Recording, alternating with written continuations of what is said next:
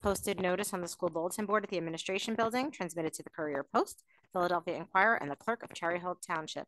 Please rise and join me for the Pledge of Allegiance. I pledge allegiance to the flag of the United States of America and to the republic for which it stands, one nation, under God, indivisible, with liberty and justice for all. Ms. Augustine, can you please call the roll? Mrs. Sherfain, Here. Dr. Dreisen, Here. Dr. Braddock is absent.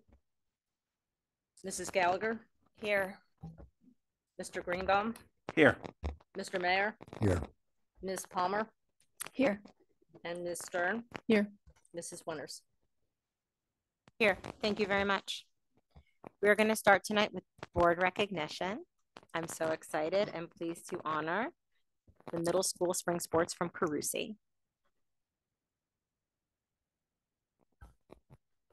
Awesome. Absolutely. It's so wonderful to see these outstanding young people here today. Lets us know that our baseball teams are going to be in good shape for a very long time as these young people move forward.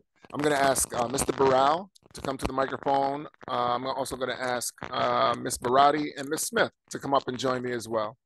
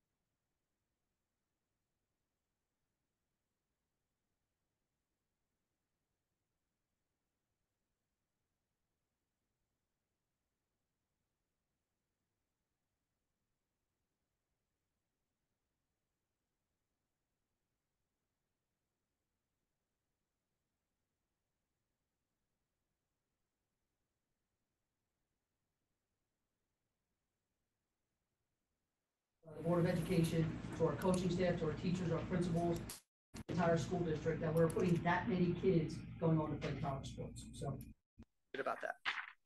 All right, finally, so the main event, the reason why we're here, the South Jersey Middle School League champion, Carusi Mustangs, led by Coach Rich D'Alessandro. Coach, you want to come up here?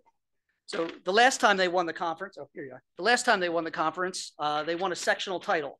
That group of kids from 2016. So I get some big shoes to fill. So congratulations. Thank you. Thank you, everyone, for having us here tonight. I'm going to turn just a little bit because I don't even want to know what the back of my head looks like. A couple thank yous, of course, to Mr. Smith for coming out today representing our administration, and for all of you for inviting us today. Middle school sports is something you do for the love of the game, the kids, the coaches. You know, you're not on NewJersey.com. You're not in the Courier Post. You're not in the Inquirer. You know, you're there because, you know, you love the game. And I love baseball, and I was pretty fortunate to get a team that also loved baseball. Not only were they great players, they were great kids that came from great families. And I've been in Cherry Hill as a teacher for 28 years and coaching baseball for 27. And this is the third time I've been lucky enough to win a championship. And it was one in 2008, one in 2016, and now one in 2025. So that's one in each of the 3 decades, which maybe makes me think I'm more old than a great coach, but I'll take it whatever way I can get it. And ironically, one of the big hits we had in the championship game was by the son of a player who I had coached on my undefeated team, 7th graders back in 2000. So that really brings it all together and, again, shows me how old I am. All right. I'm going to bring up Nick Sullivan, who was my assistant coach this year, who helped beat me by podium. And I want to thank him very much for all his work. He runs up from the early elementary school to be with us every day, and he was indispensable to us winning. The team went 12-1. The league that we're in, the South Jersey Middle School Baseball League, is a very competitive league. It's the best of Camden, Gloucester, and Burlington County teams. Those kids go on to places like East and West, Shawnee, Lenape, and Cherokee, Pensauk and Morristown, Eastern, Highland, Triton, and Timber Creek. So it's a future of kids that they will continue to play and hopefully continue to be very, very successful against. In our 13 games, in 10 of them, we allowed 0, 1, or 2 runs. So we had great pitching and great defense. Offensive, we scored 84 runs while allowing only 28, and that was the key to our success. We had 3 pitchers who had 3 win, 0 loss records, and 3 hitters who batted over 400. But overall, it was a team effort throughout the season. And that's the kind of an effort you need to win a championship. It took all 16 guys we had on the team to make that happen. So I'd like to call up these outstanding young men and give them their certificates. First, we have a couple players and managers who couldn't be here today. We had 2 outstanding scorekeepers, Dylan Rogus and JP Mueller, who were indispensable, who couldn't make it tonight because they're on vacation, but we have their certificates.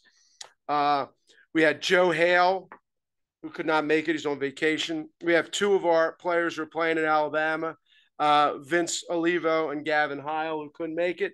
And we had one more, Jordan Servo, who is in Houston, hopefully cheering on a Phillies victory tonight on his graduation trip with his dad.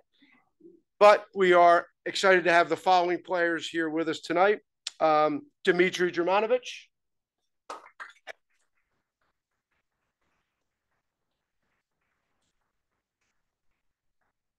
Thanks, buddy. Liam Halbert.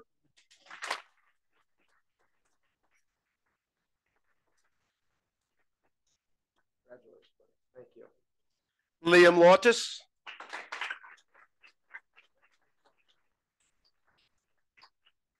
Mark Lawrence.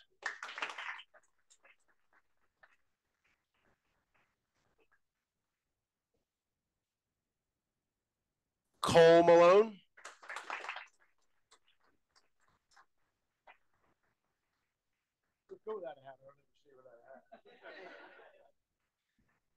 Alec Martini.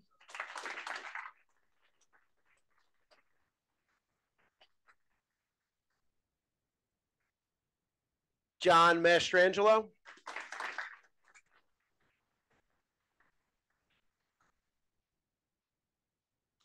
Vincent Polito.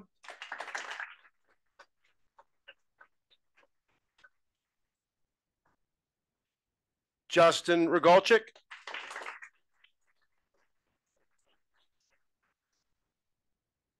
Tim Zorn.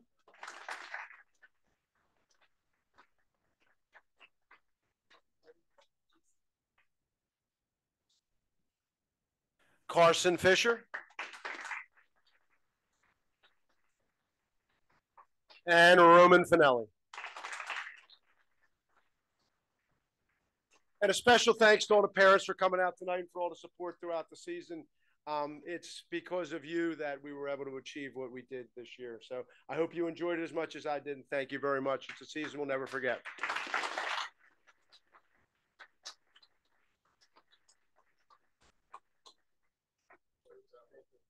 Parents, for baseball parents, we're gonna take a picture outside of all the boys, so if you wanna come, you're welcome. You can stay and stay for the rest of the meeting. Before you leave, congratulations to all the spring athletes, especially to the Carusi baseball team on their amazing achievements. Families, thank you so much for coming tonight. We appreciate your support.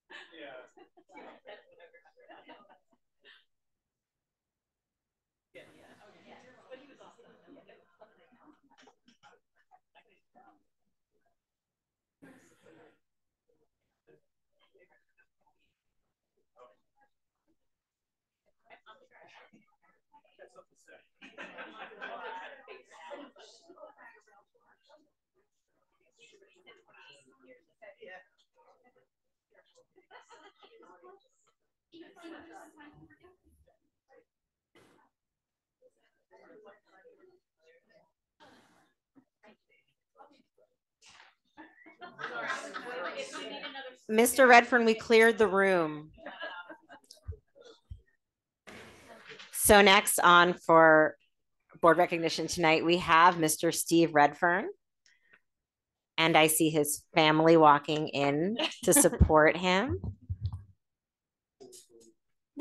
Take it away, Ms. Barati. All right. Tonight we are honoring Steve Redfern, recently retired as president of the Cherry Hill Education Association, which represents more than 1,200 teachers, secretaries, technology staff, buildings and ground staff, and custodial staff members. Steve has been with Cherry Hill Public Schools since 2003.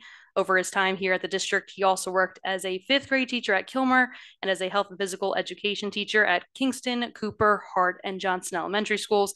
We wanted to recognize him and thank him for his years of service to Cherry Hill Public Schools.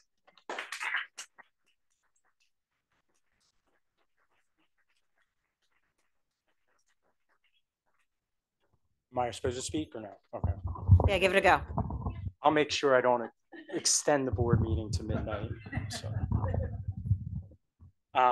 just thank you. I'm probably going to miss people to thank and etc.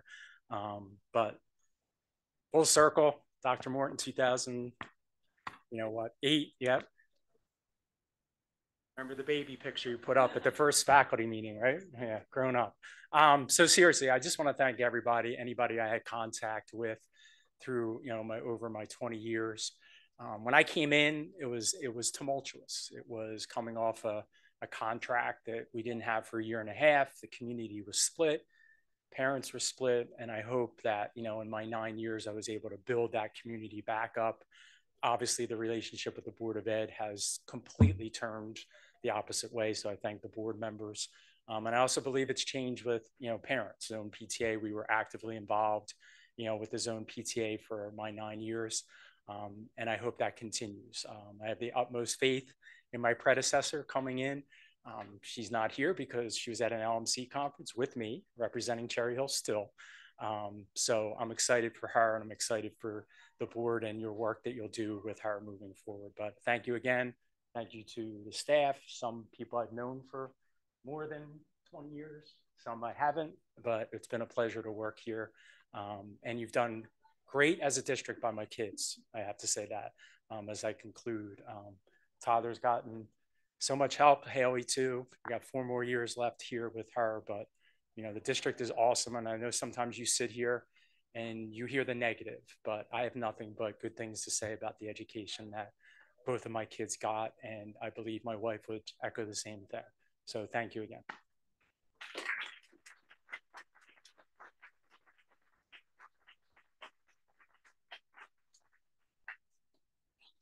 Yes, Thank you, Mr. Redfern. Was like towards the column, the middle school.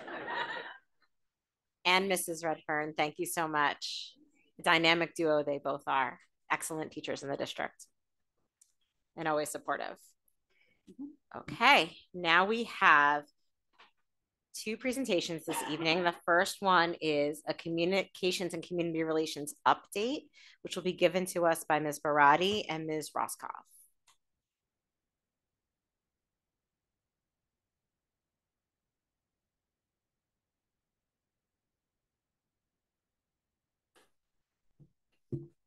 Testing. Okay. Hello, everybody. Thank you for joining us.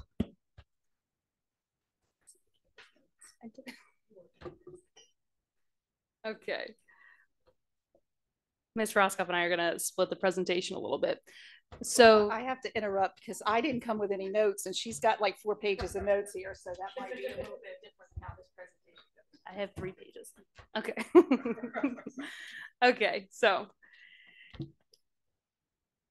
to try and continue to meet the communications audit goals as well as the district goals, one of the things that we've worked to concentrate on has been purpose and passion, keeping those goals in mind as we work to incorporate the audit recommendations and action items through a number of projects with the goal to make information easier to consume. That will always be an ongoing effort. There's no end goal, but instead just to constantly improve and make it easier for everyone to understand different information that's coming from the district. So some of the examples of what's been done recently that you can see up there, we've had our preschool video tours, student highlight videos to showcase passion and purposes beyond the core areas of study, discussions with Dr. Morton. We've had 3 episodes of those so far, breaking down the budget, student internship opportunities, the junior high, middle school model, as well as updates to the district website, including the community bulletin board and constant social media blurbs and highlights. And I mention this because oftentimes some of the things that are posted on social media are condensed versions of many of the things that you may find on the website, the homepage, and the newsletter. Another goal of the district and the communications audit has been to incorporate communications with the big projects and efforts going on around the district. The junior high model, the reason I'm mentioning this a couple of times is just because of how recent it is. We worked together to develop and post a fact sheet for the website in the spring, and then we sent out communications for all 3 schools regarding these information sessions that we held, collaborated to collect the frequently asked questions, in addition to discussions with Dr. Morton episode. Another example is the ongoing referendum construction work. We started work to redo these pages on the website to add newer photos and updates like the ones we've heard from Mrs. Sugars over the summer. This will continue to be updated to provide newer photos as the work progresses. Another example that was another recent one was the 5K and Fair Because We Care that you all had so much fun at. We were able to help the students with their flyer, create a promotional video to put on social media. The day of, worked with the students to post on social media just to bring some more attention to that event. And I also I also mentioned the discussions with Dr. Morton before, but having this type of video format for us to address different efforts going on around the district helps provide some transparency, answer questions, and give some of those topics that come with a lot of information a space and to act as a resource for community members.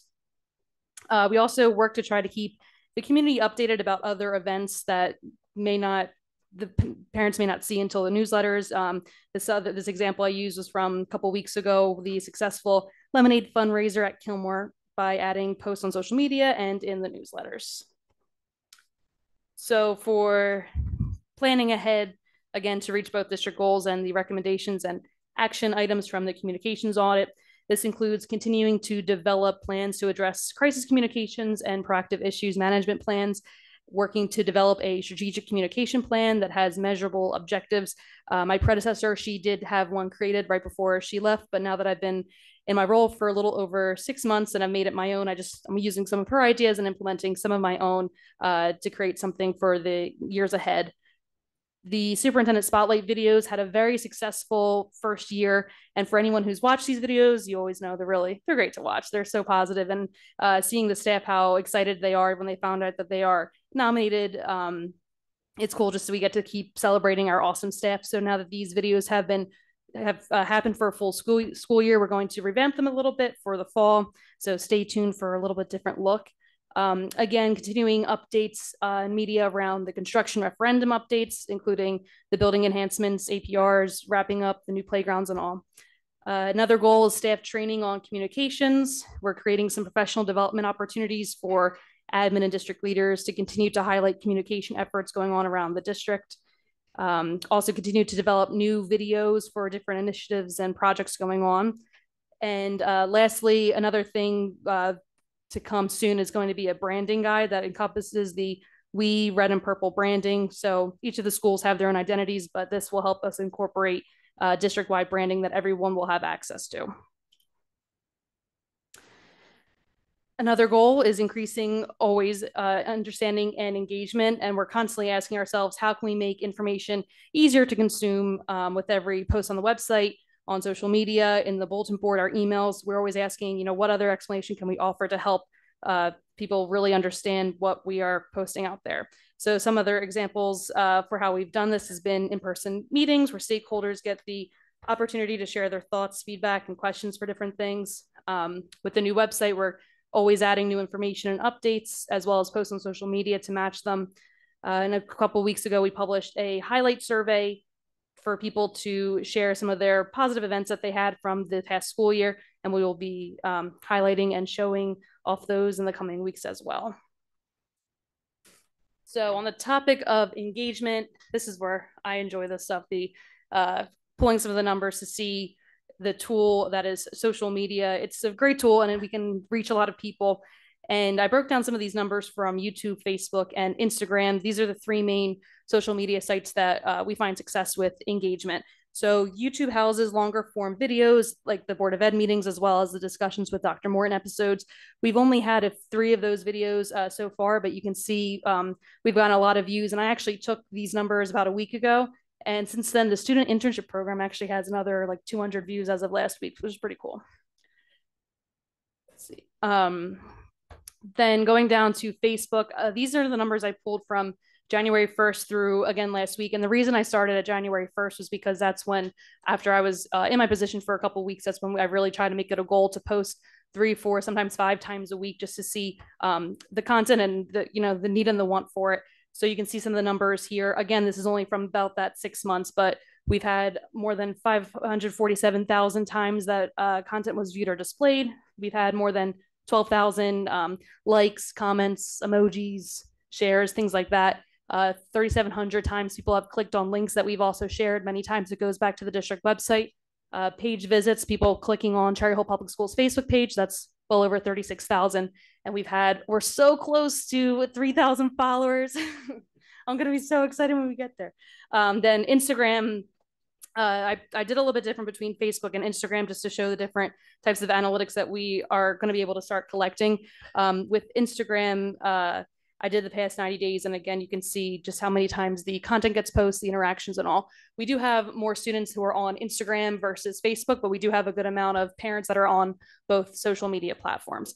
In reference to comparing this to what's been done in the past, it's a little bit hard only because the number of posts that was posted before I kind of took over was a little bit different in different types of content, just because, again, I've been making the position my own, and there's been different types of content that we've been posting out there. So I'm hoping this could be kind of a good starting point for us, and moving forward every 6 months, we can see what those percentages are up. But I can say from January 1st, 2024, so last year through last week, according to the Facebook analytics, we've had about 1,000 new followers. And as for the number of interactions, it's up 284%. So this definitely feels like a great tool that we'll continue to utilize and use and push the information out there to continue to reach everybody as well as we can for communication purposes. My turn. So one of the things that Ms. Barati and I have been talking about there's a lot of overlap between what she does and what I do.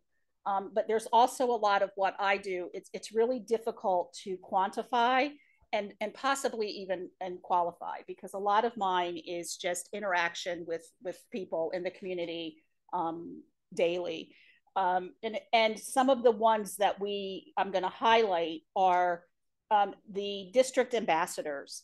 So that was something that Dr. Morton and I have been talking about for a while. And we started the ambassador program. They grew out of the community advisory panel. And the first time that we really used the district ambassadors, that they were effective, was during the budget, when the budget information had to get out. We gave the district ambassadors talking points. We made sure that they had the correct information based on the information that Ms. Sugars had put out, based on the discussion with Dr. Morton, based on conversations that Dr. Morton and I'd had. And, you know, they were eager to participate. And when we needed them, when we needed information out in the community on social media, or just at PTA meetings, or at any location or any time when people were talking about the budget, we made sure that these members of our community were giving the right information. And I do think that that was really instrumental in making sure that we did not have so many people coming to the board meetings talking about and you know, being antagonistic or oppositional to the budget when we were presenting it.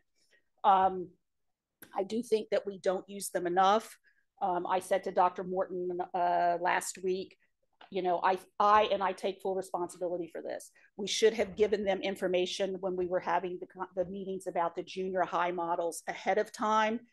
They should have had that information, and they should have been talking to the members of the community before those meetings. So I take full responsibility for that. I guess in my mind, I did not really think that there would be that much discussion about it. And when it happened, it seemed like it was sort of in hindsight. So I think moving forward, that has to be something that people are aware of. And whoever is going to be the liaison to the district ambassadors really needs to make sure that you know, they're constantly aware of issues that could come up, and that those people have the information that they need. The other piece that I'm going to just sort of talk about on a you know, quick basis is the relationship that we've developed with Zone PTA, the Ed Foundation, and with CHEA. Steve and I work really closely together. It helped that we've known each other for years. And in that partnership, the pieces that are up there, the Vein and Vascular Institute, the Optical Academy, and Virtua. Virtua is going to happen in October. They're going to come and they're going to give free flu shots to all of the staff members in the district. The Vein and Vascular happened last week. It was Dr. Falkery. He came with his staff, and they did free evaluations of teachers on the 17th at Cherry Hill East, and on the 18th at Cherry Hill West, and teachers could sign up for that, and it was all free. And the Optical Academy happened last October, and that's when Optical Academy came in. They did free eye exams for teachers, and then they gave them glasses at reduced rates. I think glasses were less than $100 a pair for teachers if they ordered their glasses there. And the reason I think that's important is because, you know, teacher health and wellness is one of the goals. And all of this is making, you know, teachers' lives a little bit easier. If they don't have to make an appointment to go out and get their eyes examined or their children's eye examined, and they can come right here after school, it just makes things that much easier. The Kane University, we are partnering with Kane. They are going to be offering a graduate level course starting in the fall, free to our staff. It will be on the Holocaust education. Teachers get graduate level credit for it. They do not have to pay for anything. And it is going to be offered in one of our buildings. I don't think that that's been determined yet, but I really think that's also really important. We've had a lot of teachers reach out. I know Diane's answered a lot of questions about teachers who are interested and who will be taking those courses. And again, I do think that that's positive on our staff. And then I'm going to talk about constituents, because that is the part of the job that I really feel like is not quantifiable or even perhaps qualifiable, if that's a word. That work goes on 24 hours a day, 7 days a week. And what I mean when I say that is, when I'm walking my dog in my neighborhood, people will come out and they will start asking me questions about the district, or when I'm waiting in line at CVS, or when I'm in Wegmans, or when I'm eating dinner with my family in Ponzio's. That is something that is really important. And I don't think that it's really, I don't know how to talk about it, because it just happens, right? Every Wednesday after a board meeting, if there were people who called in or people who came here, I sit with Dr. Morton, we go through all of those comments, questions, concerns. And, generally I spend at least Wednesday morning, but longer than that, following up with those people, answering their questions, making sure they're directed to the right person to get the information that they need or they're requesting. And it may not seem like a lot, but it's really important. It's really an important aspect of what needs to continue to happen. And I think that we need to sort of start thinking about using the ambassadors for some of that also. These are the same numbers that you saw when Dr. Morton presented on the strategic plan. These are just the number of people that we have reached out to, that have participated, that we have come in contact with. I can't quantify all of those other kinds of, phone calls and meetings. And, I always say all the business in Cherry Hill happens at the swim clubs, the soccer fields, and the baseball fields. And, it doesn't count all those conversations, right? It doesn't. And then the other piece, there are two things that I am particularly proud of, and that's the high school internship program and the partnership that we are in the process of finalizing. I spoke to someone in Ms. Gilfilly and Katie's office just a few minutes ago. They had questions about the MOU with Rutgers. So the high school internship, that is continuing to grow. Sandra Castellani is doing a great job in taking that on. She will continue to do a great job on that. I have given her my word that I will continue after August 1st. I will continue to work with her as she needs me to. She really doesn't need me to, but I will continue to help her if she needs it. And the Rutgers partnership. The Rutgers partnership was something that Dr. Morton and I started probably about 2017 or 2018. Rutgers and Camden came to us when we were at West. They were looking to encourage more students to apply to Rutgers and Camden. And we talked about it. We've tried to figure it out. We took students down. We visited, primarily at that time, they were looking at visual and performing arts. So we took students down for shows. They took tours of the campus. We had several students that when we would take them down, Carolyn Mazias and I would take them down, they would be interviewed on the spot, taken right in. I would call their guidance counselor. The guidance counselor would send their transcripts over immediately. And right there that day, they would be, accepted and talked to, met with a financial aid person. And then COVID happened and that kind of went away. So this year, Rutgers has a new chancellor. They reached out to us again, said, we really want to get this, to make this happen.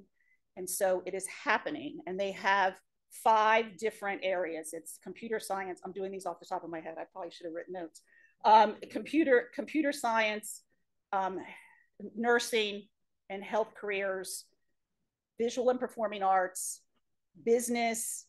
Dr. Morton, which one am I? That's it? Okay.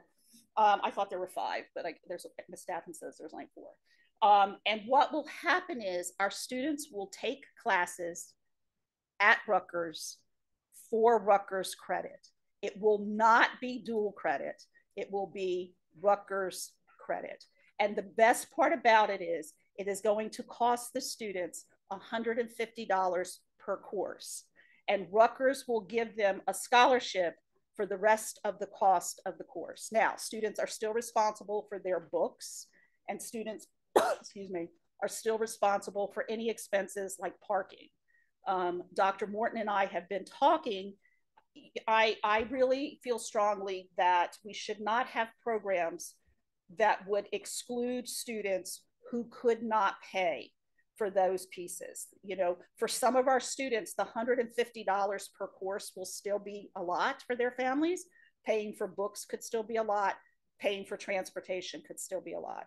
So one of the things that I have promised myself, more than, you know, but Dr. Morton, but myself, that I will work on when I retire is that I will, when we have students who cannot afford that, I am going to start reaching out to some of our alumni to see if our alumni can sponsor these students, because I do not want a student not to be able to participate in this simply because they can't afford to pay. It will be open to students at both high schools. And what I've realized is that Rutgers and Camden needs us as much as we need them. And so they're really willing to work with us. And, you know, as I've been talking to parents about it, and, you know, parents are very excited about it because this is Rutgers credit. And if students are taking classes in Rutgers Camden, but they know they're going to go to Rutgers New Brunswick when they graduate and start matriculating, those credits will be direct transferred. So they could start at Rutgers in New Brunswick as a sophomore with Rutgers credit. Rutgers will also continue to accept the dual credit, dual enrollment, and AP credits like they have in the past. So it's really possible that students could start with 2 years worth of credit. And so that's, you know, that's really exciting. That's really exciting for me. And I think that it's something that, you know, Rutgers is looking at it as a model that they can use with other schools. But, you know, Dr. Morton and I have talked about it really is a model that we could start using with other colleges and universities in the area. So I do think that this is, you know, I'm really proud of this. It's something that, you know, like I said, Dr. Morton and I have been working on this since probably 2017 or 2018. But I was really glad to see that it came to fruition. Again, I spoke to somebody, we went through the MOU, there were some questions, we went through them. I think I answered all of them. And as soon as we give it back to Rutgers, they are looking to put it into place for September. In September, they're willing to take up to 24 of our students. But even if we only have 1 or 2 students the first year, they will move forward with 1 or 2 students. So, you know, that's pretty exciting. The other thing, and I didn't make a slide, well, actually, I didn't ask Nina to make a slide, is that, you know, part of this role that I'm in, you know, there was this idea of grants and donations and things, and that's really, that's a piece of the building of relationships. We just accepted from the state of New Jersey in Empowering Educators. It was in partnership with CHEA, a grant for about $118,000. We accepted another grant from Digital Promise, a different grant from what we earned in the beginning of the year for about $10,000. And I worked with Jamie Cream, and Jamie wrote the grant. I'm not talking about that. Jamie wrote the grant, but I did work with her to help her find grant money to buy a raku kiln for Cherry Hill West. So now they have that. So, you know, as I'm sitting here, you know, I spent today outside all day, and I thought, oh, this is what retirement is going to be like. It is bittersweet for me because these are pieces that I really would like to see continued. I hope that they don't go away. And I hope that someone is, you know, able to just pick them up and take them. And I'm not going anywhere. You know, Sandra is a little bit nervous. Sandra is going to be great. She just needs to do it and know that she can do it. But I told her that, you know, I'm available, and I'm available. You know, I'm not leaving town. I'm not going anywhere. And so when you need something, just ask. I may say no, but you know, please just reach out and ask, because this is who I am. So thank you. Thank you very much. Board members, do you have questions for Ms. Brady and Ms. Roscoff? Mr. Mayor. No questions, just lots of thank you. A lot of this information are things that maybe some of us take for granted, and it's great to hear about it and some of the things that are going on. Just a few things I want to point out, though. So, Ms. Roscoff, with respect to Rutgers, this is a wonderful program. And hearing that you may be looking to alumni to help possibly with scholarship money, just so you know, and now it's out there publicly, I don't think they're listening.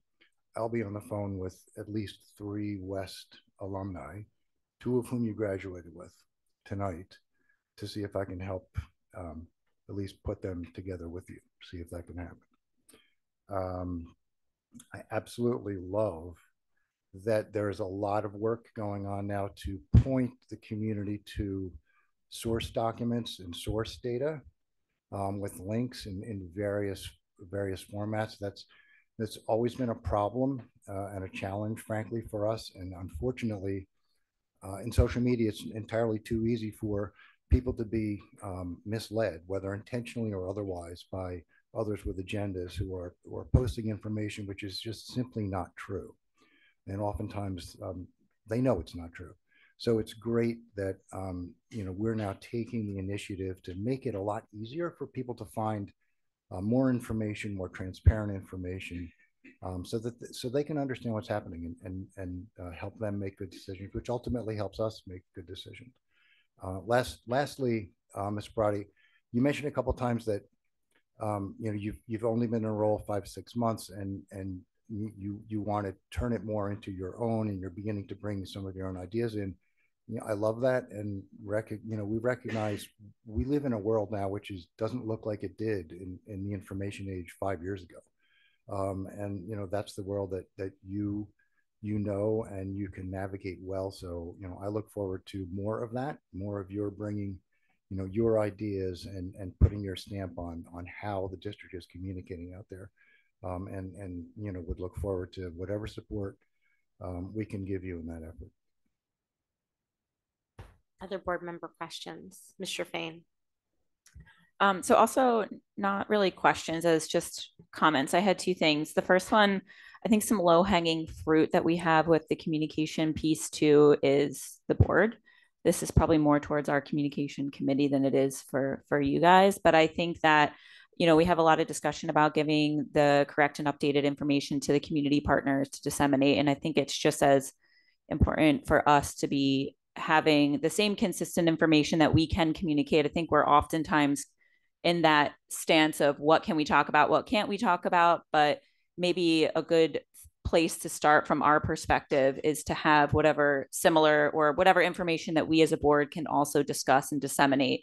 Because obviously the 9 of us were chosen to be those people. So we're having these conversations at the swim club and the Wegmans and the wherever, although I have to say I've never had a conversation at Wegmans, thank God, in and out. But anyway, we're constantly coming into situations with community members and constituents that I think that we are low-hanging fruit in that boat. And I think all of your data, Ms. Brady, is a good push towards potentially having a board social media presence. Just saying. I know you're going to hate me on day one, but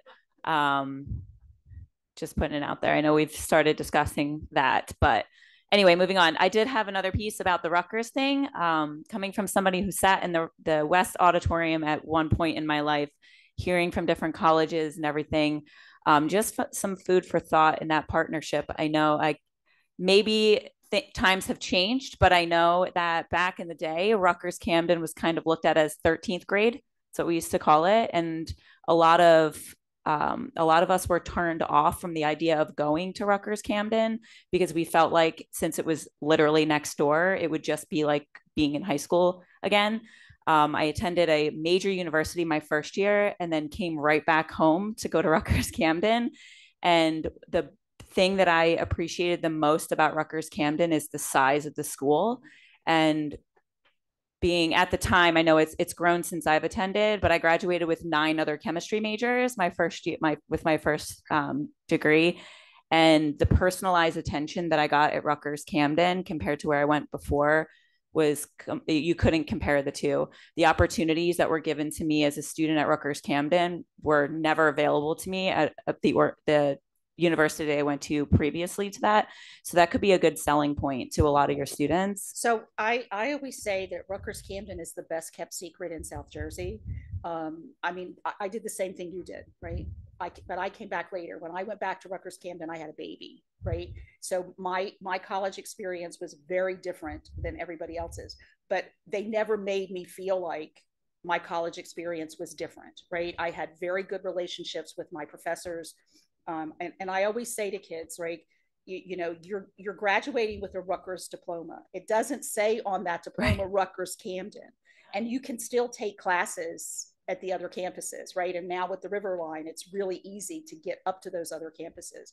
But that's what we're hoping, that when these students get on campus, they have that experience that you and I had. Yeah. That and they're developing these relationships with these professors that it's going to make them want to stay there. Yeah, right? absolutely. Yeah, you know, the letters of recommendation that they'll get, also the opportunities for research, right? To participate in research, all of that. Yeah.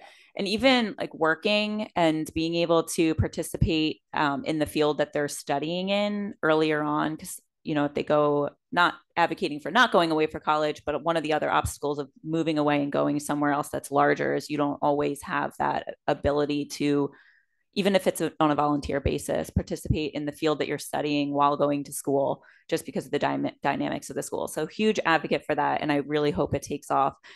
Just some things from my personal stance that maybe could be a selling point. When we've taken students there, and one of the pieces that we're working out with Rutgers is, you know, it's still Camden, and no matter how much Camden has changed, there's still that image of Camden. So they're working on a parent program to get parents there, parents of our high school kids there, so that the parents can see, you know, first of all, it's not Camden like when I was younger, and the advantages of being on that small campus. So they are very much aware. But when we've taken students there and they've had that experience and they've been in classes with the professors, and you know, the professors are engaging with them, the kids walk away from there really excited and really kind of thinking, oh, this is not what I thought it was. So they're aware of their image. We're aware of trying to help them combat that image. And I hope that it works out. That's awesome. And if just another thing, on the West Coast, they look at Rutgers Camden just like any other Rutgers, and they think it's an Ivy League school.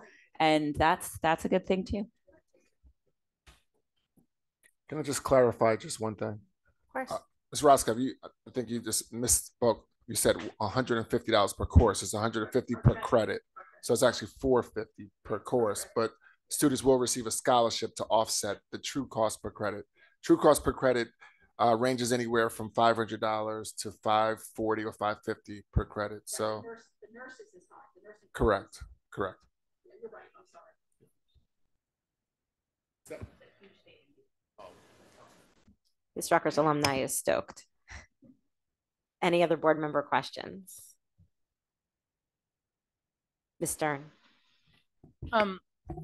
Just a few. So just to kind of, first of all, appreciate it. And I appreciate the place we're in. I think we're in a really nice moment of transition and growth.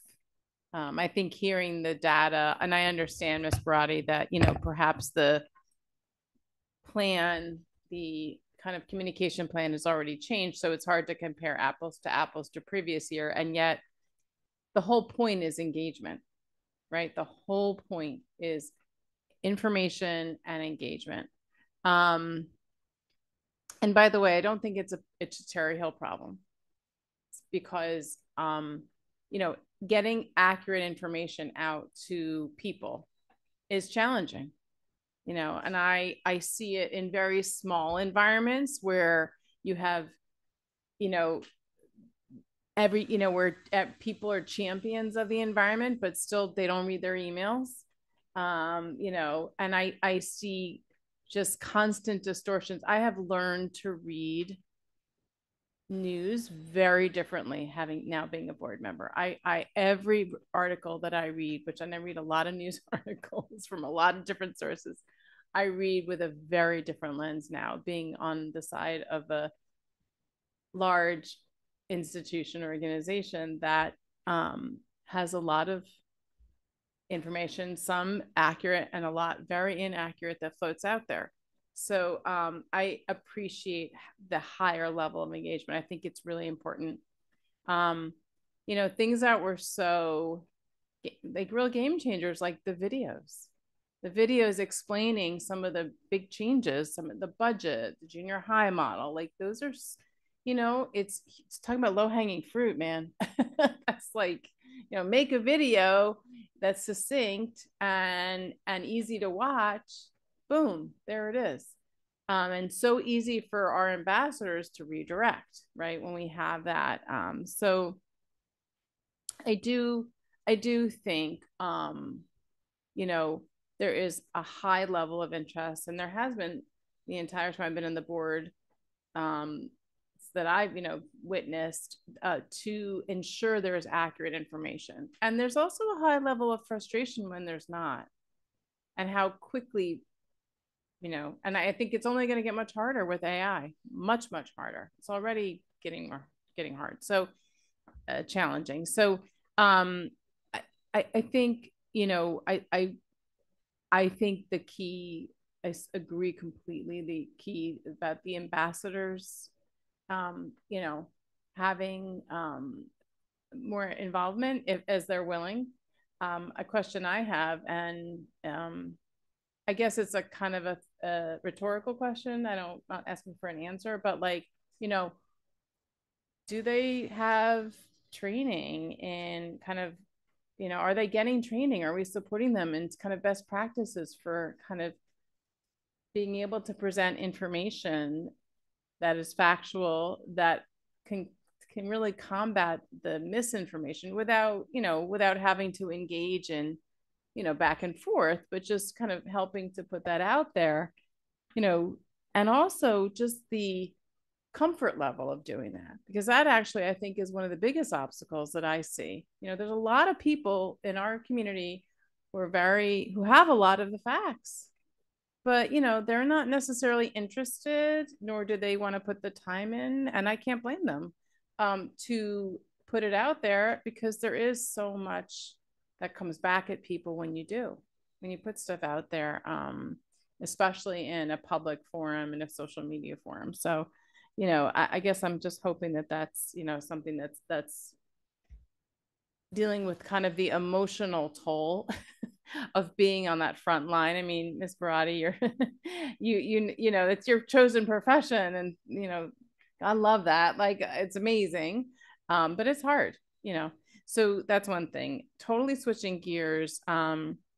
Just to clarify, so these Rutgers opportunities, which I also think are a complete game changer. Dr. Dreisen, when you first got on the board, you talked to me about not having dual credit in your high school, but having to go out to take college courses, which I don't think was so unusual, nor is it even in a lot of places. I think there are a lot of places that's the only option. I love that we have dual credit, but this is a whole different experience. And quite honestly, we have a lot of kids who maybe don't find that spending their entire day in a high school environment is the best place for them, the best experience for them individually.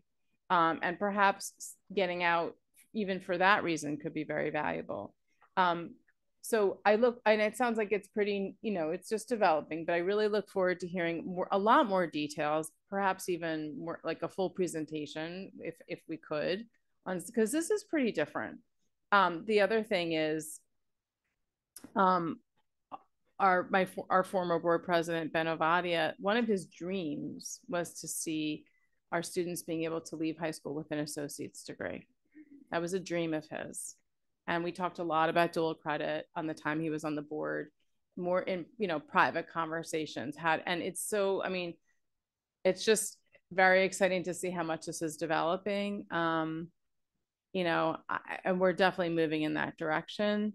And there are other districts and in other states where there are some states where statewide students can, it's a supported program. I wish it was the case here, but I think this, I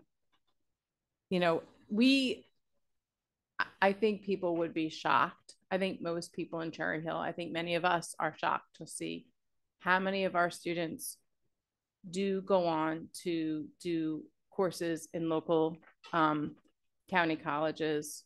That's their next step after they graduate. So, this is a huge advantage. And I think a question I have along those lines too is, has there been any discussion about instant decision automatic enrollment in the 4-year program for our students who are maybe achieving a certain level in this? There has been discussion about that. Has there been a decision made? That would have to come from Rutgers, and I don't think they're opposed to it. And like I said, when Carolyn Messias and I took kids down 2 years, 2 different times, 2 different classes. They spent the day in the visual and performing arts. They took classes. They did a tour. Rutgers fed them lunch. They then, the kids who were interested went over, they were taken over to admissions. They met with admissions. I called their guidance counselor right then and said, you got to send the transcripts now. And they did. And they looked at their transcripts and they accepted them on the spot. Once they were accepted, they took them right over to financial aid and started that process with them. So there is precedent for that, right? It was just right now that's still sort of being discussed. It's early days. Last year, year, I see I have 2 other board members who are in the queue for questions. Understood. My understanding is last year the acceptance rate for Rutgers was 30%. Very low. That's a very competitive acceptance rate. So that and that's a dramatic change that occurred. So this is just me speaking now, right? So I think a lot of students are going to see they can sort of do the back door. They can go in, they can get into Rutgers Camden, they can do this year of courses at Rutgers Camden, prove themselves, and be able to then transfer to a different campus. Now, I don't know that that's Rutgers Camden's goal, right? Because they want students on campus, but I do think that that's, some of our students are going to be savvy enough that they're going to figure that out. Thank you. Ms. Palmer. I will try to keep my comments brief. Ms. Barati, I appreciate the amount of energy and sort of the fresh perspective that you've brought to this PIO role in the months that you've been here. I think we've seen the impact, the difference. I've had people comment just in public during some of those conversations, just about the value of the information that they're receiving. So I truly appreciate that. And I think to Mrs. Sherfain's role, or Mrs. Sherfain's point earlier, I look forward to working with you through the communications committee. A couple of us had a conversation this weekend about sort of what the board's role is, and are we a stakeholder? Are we a partner? I think it's somewhere in the middle. I think we're both. But I look forward to working with you through the communications committee to see really kind of what the board's lane is, especially as we talk about strategic plan, our goals, just what we can do to be those ambassadors in the community, or one of those ambassadors. So I look forward to it. I appreciate your work, and I look forward to seeing 6 months from now what our metrics look like, and really measure that progress in a way we haven't been able to before. Dr. Dreisen. Thank you. I just wanted to echo all of the compliments. I think presentation is great, and all of the efforts you're doing are terrific. I think, as Ms. Stern said, it's all about engagement. And my head did go where Ms. Sherfain's went. It's really for the board, what can we be doing?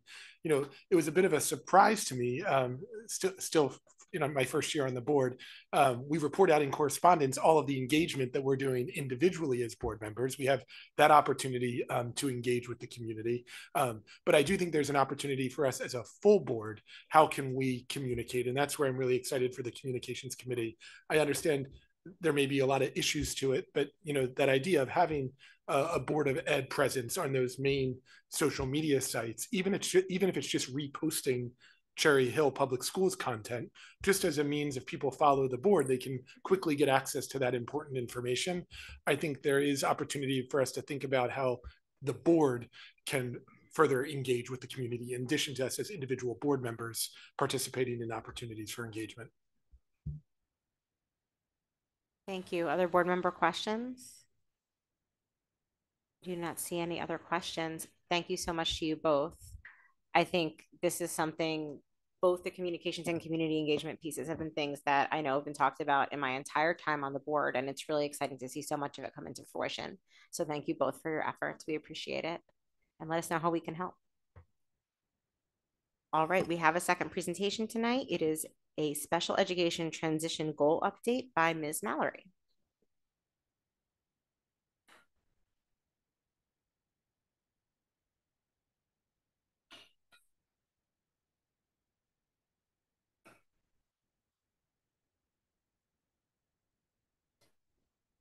Okay, good evening. My presentation is not as lengthy, but that was wonderful. Tough act to follow, ladies. So just a quick update on the district special education / transition goal. Just to reiterate, the goal falls under purpose and passion to ensure smooth and effective transitions for students receiving special education services and to promote academic success and emotional well-being. A recap from the January presentation, which I did see virtually and participated in, even though I was on leave. We discussed the transitions in place for pre-K to elementary, elementary to middle, middle to high school to post-secondary, and then for new students enrolling in the district. And I believe that presentation is still on our website. Is that accurate? Yeah, from January. Jump ahead.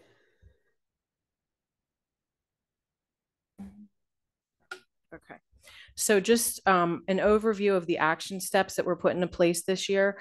Partnerships with key stakeholders was imperative from the very beginning. Collaboration with the community, the Board of Ed, via our special education subcommittee, our CPAG, and our Cherry Hill Special Education PTA, CHSEPTA. We have been actively communicating with those stakeholders throughout the year, getting feedback and their thoughts and discussion. This is not necessarily a new discussion. It was just more formalized through the Board of Ed goal this year.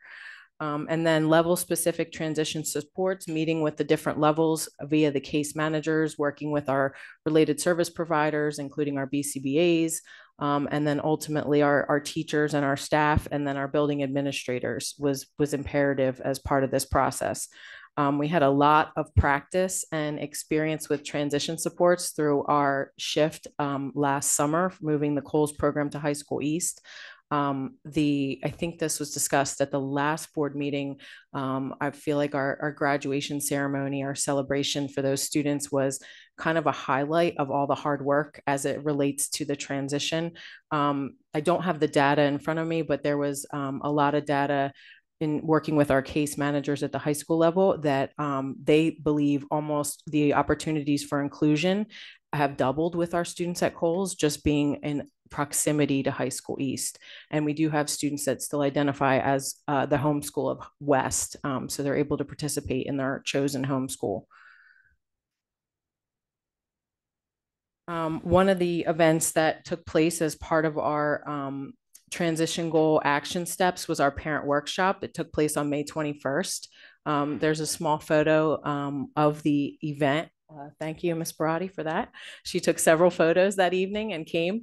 We had about 25 parents that attended, which was a nice turnout given the time of year. And I think it was a really rainy night that evening as well. And then it was a pleasant surprise to see some of our educational assistants come out to support our BCBAs who were presenting. So our 2 district BCBAs presented to parents for about 45 minutes and then left time at the end for questions, and also provided a QR code with the objective to just support them with specific needs that they may have at home, preparing their students for transitions, again, whether it be between levels or between programs during the school year, with just different specific strategies that they can implement to assist. We got a lot of good feedback, no formal feedback, even though we did provide the QR code, but a lot of good verbal feedback from the attendees. That is also recorded and put on our website for those parents who could not attend that evening or anyone who wants to view it. And there's also the form to ask questions after they view it. We also still have, I should just note, our special education quick question on our website. If you go under departments and special education and student services, it's on the left-hand side where questions can be asked anonymously. Obviously, we need an email to respond. That has had some throughout the year. We've had some questions, not any specific to transition per se, which may be a good thing, which means we're providing some information. So there's that still available as well. Finally, one of the things that kind of organically came to the surface as we start to think about students remaining in their home schools, or really focusing on how many students are able to attend their home schools with the specific programming that's determined by their individualized education programs or IEPs. We have weekly section meetings with our registration department. We also have planning meetings as a special education group administratively with our case managers, and also with our student management system coordinator. The reason being is all of those stakeholders are imperative in ensuring that we can put students as much as possible in their home school setting while meeting the needs of their IEPs. We also created a Google form for our case managers to complete. So if a student is recommended for a different placement, or they are declassified, they are able to complete that form and get them on the list if it's necessary, because we do have some grade levels that fill up and there are some waiting lists. And registration prioritizes getting them into their home school based on the change in their programmatic needs. This happens every year with the annual review process. So we felt like it was important to formalize a process for case managers so that they're having the conversation with the parent at the meeting and offering them that opportunity if they want. Obviously we have the procedure in place that if they're going into 5th grade, they don't have to go back to their home school, but we definitely want to present them with that opportunity. Some of them have siblings in their home schools, so we've had a few parents that were really grateful for that this year specifically. And then looking at documentation to make data-driven decisions for transition. So looking at last year's data to see how many students with IEPs were placed in their home school. We'll be looking again at this year's data to see, have we seen an increase based on the highlighting the efforts to place students in their home schools. And ultimately this is avoiding those transitions, but also keeping in mind the transition back for some students. So offering tours to the parents, offering we talked about the infographics for each building, which principals are currently updating now, so that parents are actually given a hard copy, or if they want it via email, it's just a quick snapshot, 1-pager about the school. So they know right away who the principal is, who the case manager is going to be, who the counselor is, what activities are available in the school. So we find that it's just easy to have that quick access, and parents like that, so that they're not searching on the website for information, because it is overwhelming, especially at the elementary level with 12 elementary schools. And then just a little bit about continued focus. So we plan to do another parent workshop in the fall of 2025. We haven't picked a specific focus for that, but I imagine it'll be aligned with our special education goals that we're going to focus on for 25-26. We're going to continue with our transition support training for our case managers with our BCBA staff and with our other related service providers. We started to train each building in our verbal de-escalation safety care training for district staff. So that will continue next year, just ensuring that they have the appropriate language to support students in general, but with a focus on behavior and understanding student behaviors just across the board. And then participating on the elementary redistricting process, keeping special ed at the forefront of decision making. And then expansion of programs going into next year to provide those homeschool opportunities. So we are adding a kindergarten section for full day inclusion at Kilmer Elementary next year. That's based on the number of students recommended for that program that their homeschool is Kilmer.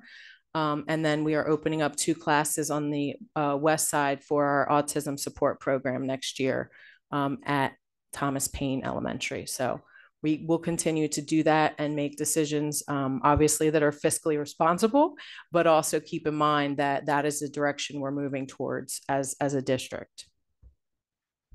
And then just one of my favorite quotes, because I think everything falls under the umbrella of ensuring that we have good relationships with our families as much as possible, and really understanding that we provide a service to our families, whether it be administratively and out of our office at Central or through our buildings with our building administrators and our case managers.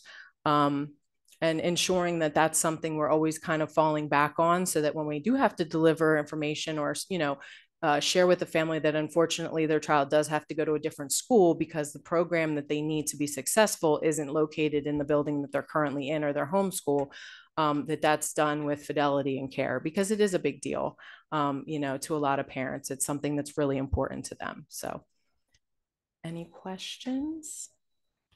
Thank you, Ms. Mallory. I feel like both of our presentations tonight encompass things that we talked about very early on in my board tenure and seemed extremely far away. And it's really exciting now at this point. I'm going into my 3rd year of being here to see the forward progress we're making on important goals like communication and special education. So one thing I just wanted to talk about a little bit is that, through the process of the strategic plan, I was able to sit in with the special education committee, and it's really exciting to see your vision, your holistic vision for special education coming through in everything you do. I love the fact that we're talking about an emphasis on keeping kids in their home schools or as close to it as possible, whenever possible, understanding that the program and the kids' needs drive the placement of where the student is. But I think that's something that parents and families and the board talked about for a really long time. So I'm excited to see that there's processes now being put into place around that idea. And that's to your credit and the credit of your department.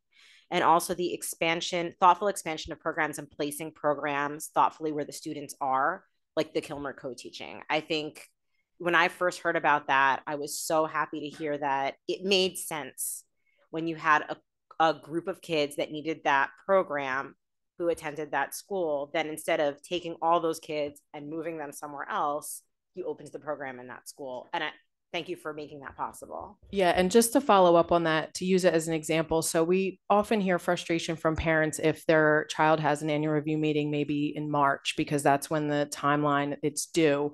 And they're not told at that meeting which school their child will be placed in.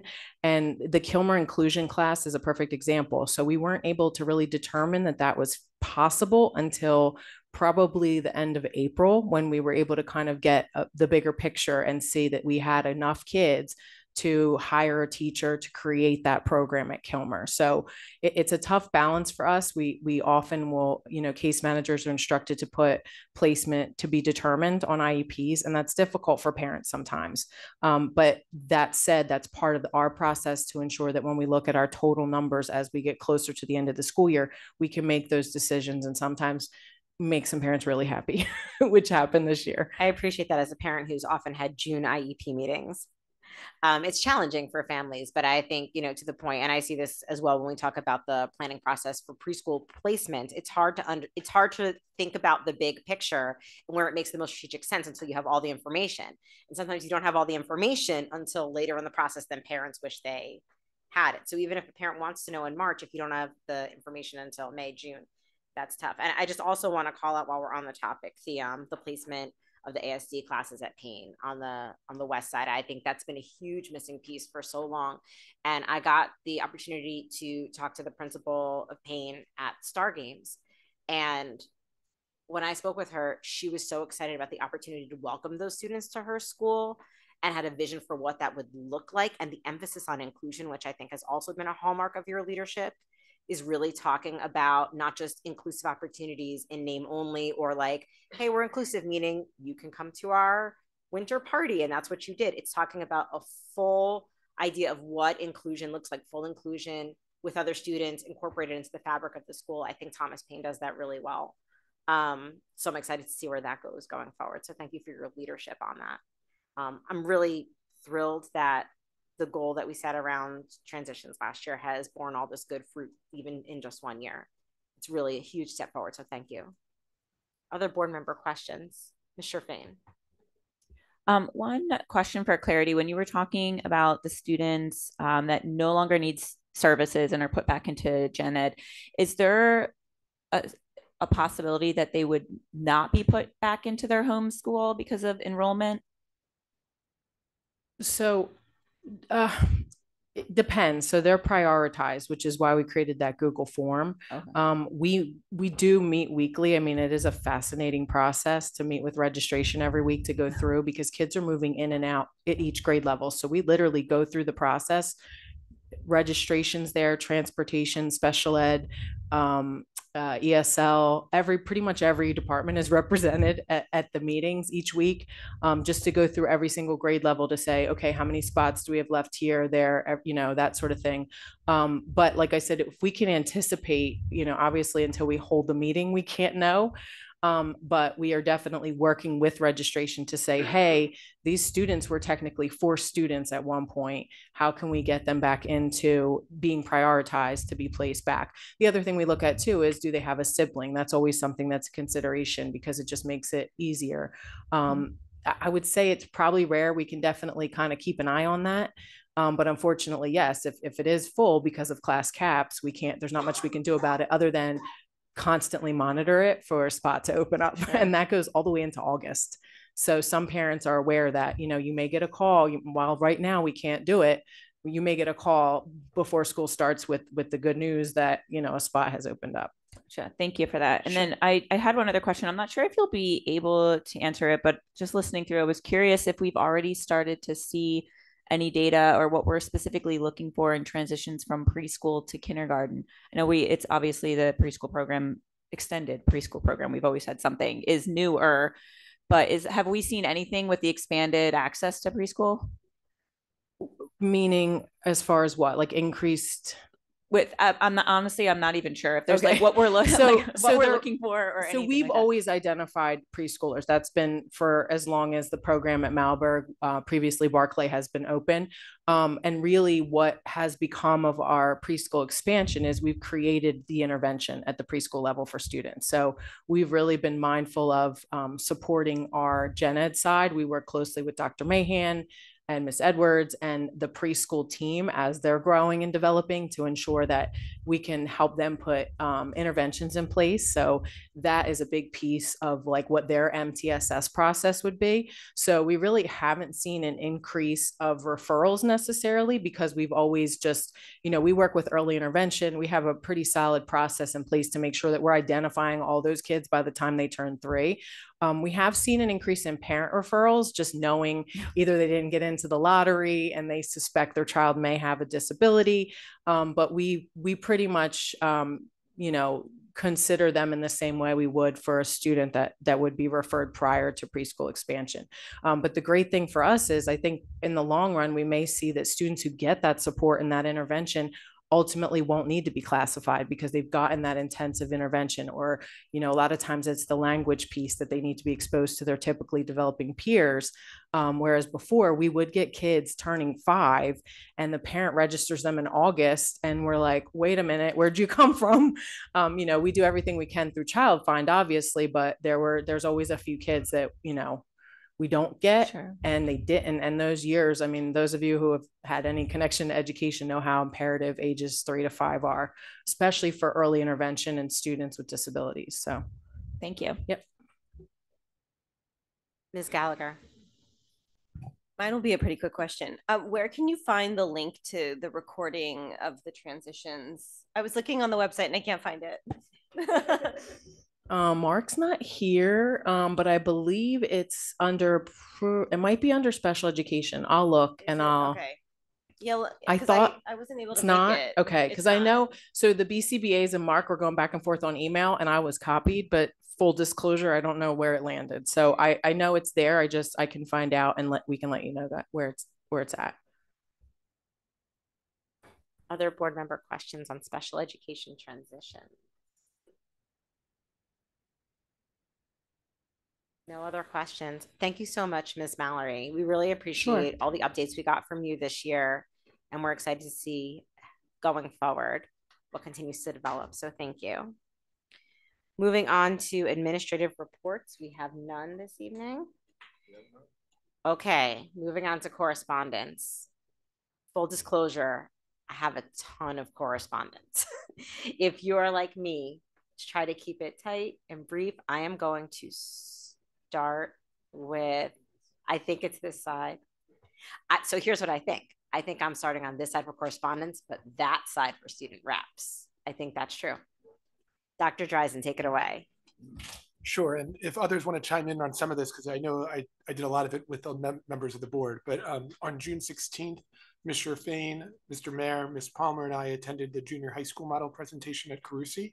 On June 18th, Ms. Gallagher and Ms. Winters and I attended a really interesting NGSBA webinar focused on setting district and board goals, a practical guide for school board members, which hopefully can help inform discussions as we embark on some of those processes.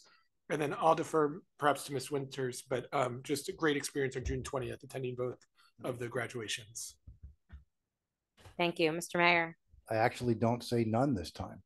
Wow, you're leveling up. How about that? Year 4. Well, that's what happens when schools, the final school bell rang yesterday, so I can now attend things again.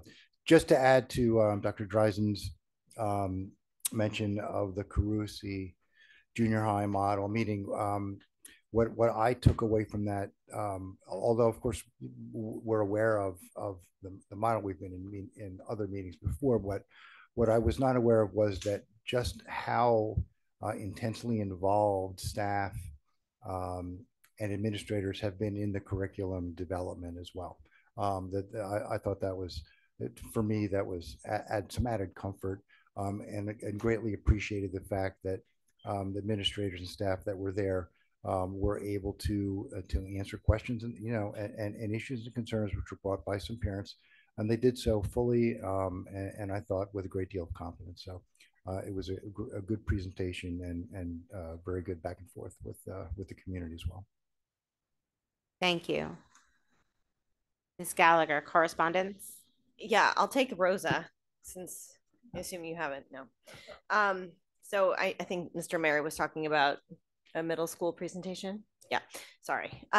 So oh shoot. Mrs. Palmer, Mrs. Winters, and I attended Rosa. When was it? A couple of weeks ago, and similar comments to Mr. Mayor. Dr. Cafagna did a wonderful job presenting the schedule changes and answering a lot of questions from the audience, and a lot of information was presented, and he did a wonderful job, addressing parents' concerns. So that's it. Excellent. So I attended both Beck and Rosa for the junior high model, but I will let other people talk about that because I also attended the ECAC, which is the Early Childhood Advisory Committee, which is the pre-K through 3 committee. There are a lot of new members, which I think is super exciting as preschool continues to grow and expand, talking about transitions a lot on that call as well. I attended the moving up ceremony for Kilmer Elementary School, which was super fun. It was outside. It looked like it was going to rain, but it didn't. Lots and lots of families outside to see their Kilmer students move up. And Dr. Rick did a fabulous job helping those children with the end of their Kilmer experience transitioning into their middle school careers. I attended the retiree tea and I got to speak, which was really exciting to see some of our teachers who have served our community for so long be acknowledged at the end of their careers. I attended the Rosa graduation, which was really neat. Also very hot in the gym at East, but I did cry. I cry at every graduation. I feel like it's just such a beautiful moment to see the kids and all their successes. And also to watch the kids who are being recognized, especially for their character, education achievements, musical achievements, to hear the choir and the graduation ensemble play, Pomp and Circumstance. Just a beautiful day for those kids at a key moment as they're transitioning on to high school. I attended Juneteenth, which was a community event with Ms. Stern.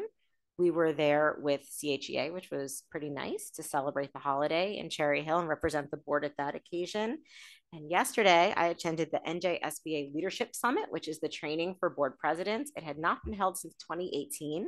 So there were a lot of board presidents there from all over the state. I definitely learned a lot from the other presidents. We talked about, it was 3 parts: lead, preside, and unify. So lead is the leadership competencies to gain as you are board president. Preside had to do with how to preside over an effective meeting. I got some good tips and tricks, new things I'm going to try. So stay tuned, hold on. And unify was about how to lead a unified board, even with diverse opinions, perspectives. So it was really helpful. And probably the most important thing for me is we are a little bit of a unicorn in South Jersey, being such a big district. We are much bigger than even Camden City now.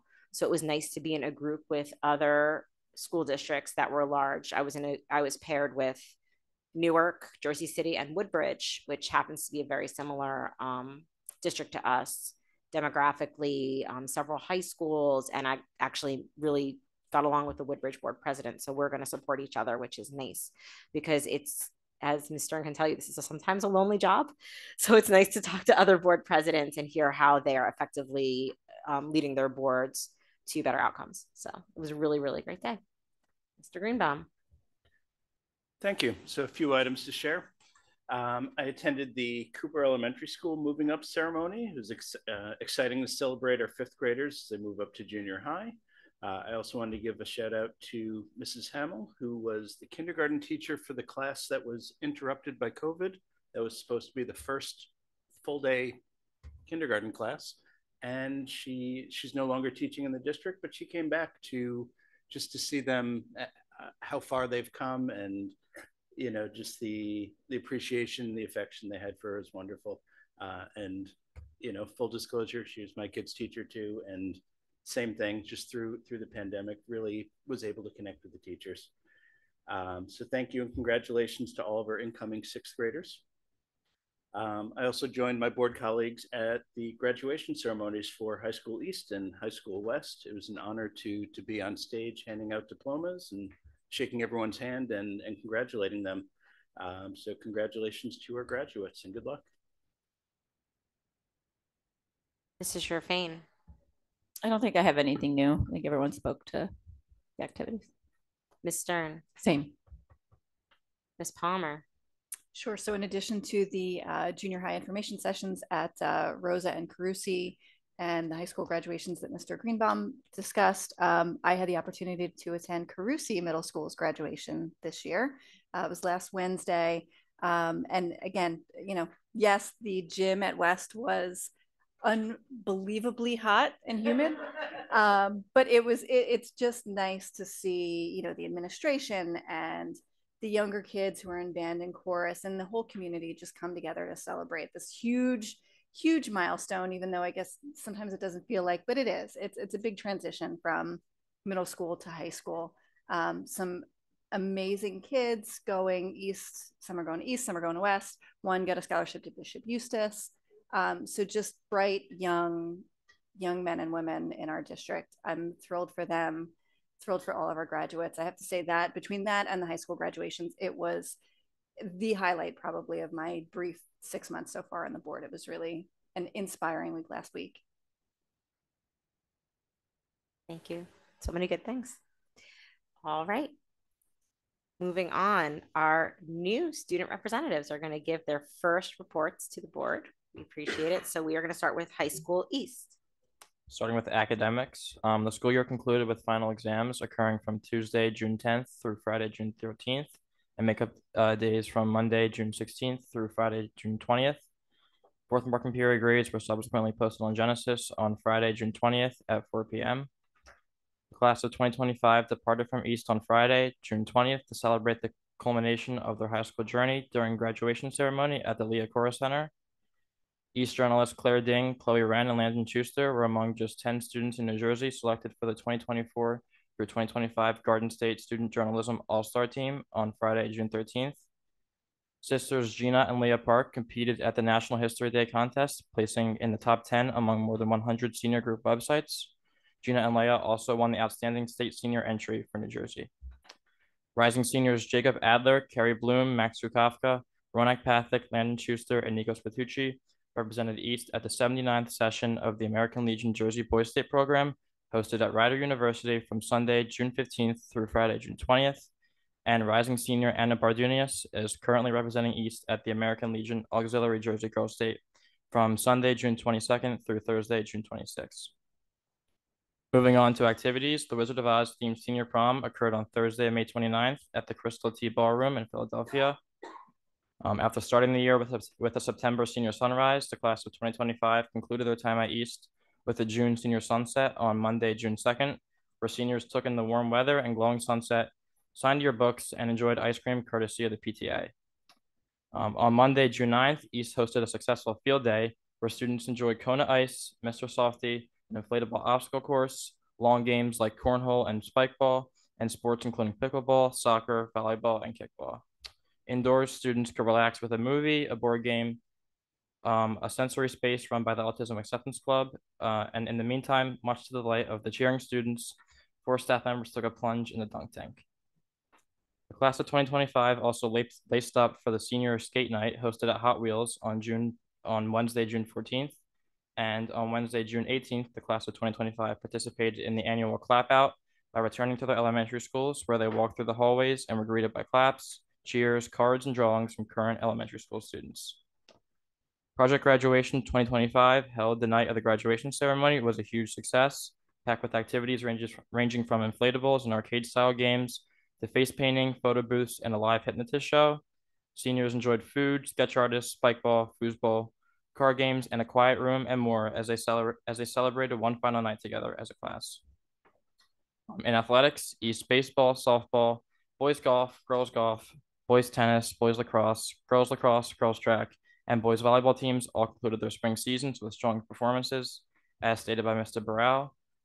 East football seniors Aiden Stewart and Isaiah Donaldson helped lead the Southside team to a 1-point victory in the New Jersey All-Star Game on Sunday, June 8th, marking the second consecutive year in which at least one East football player participated.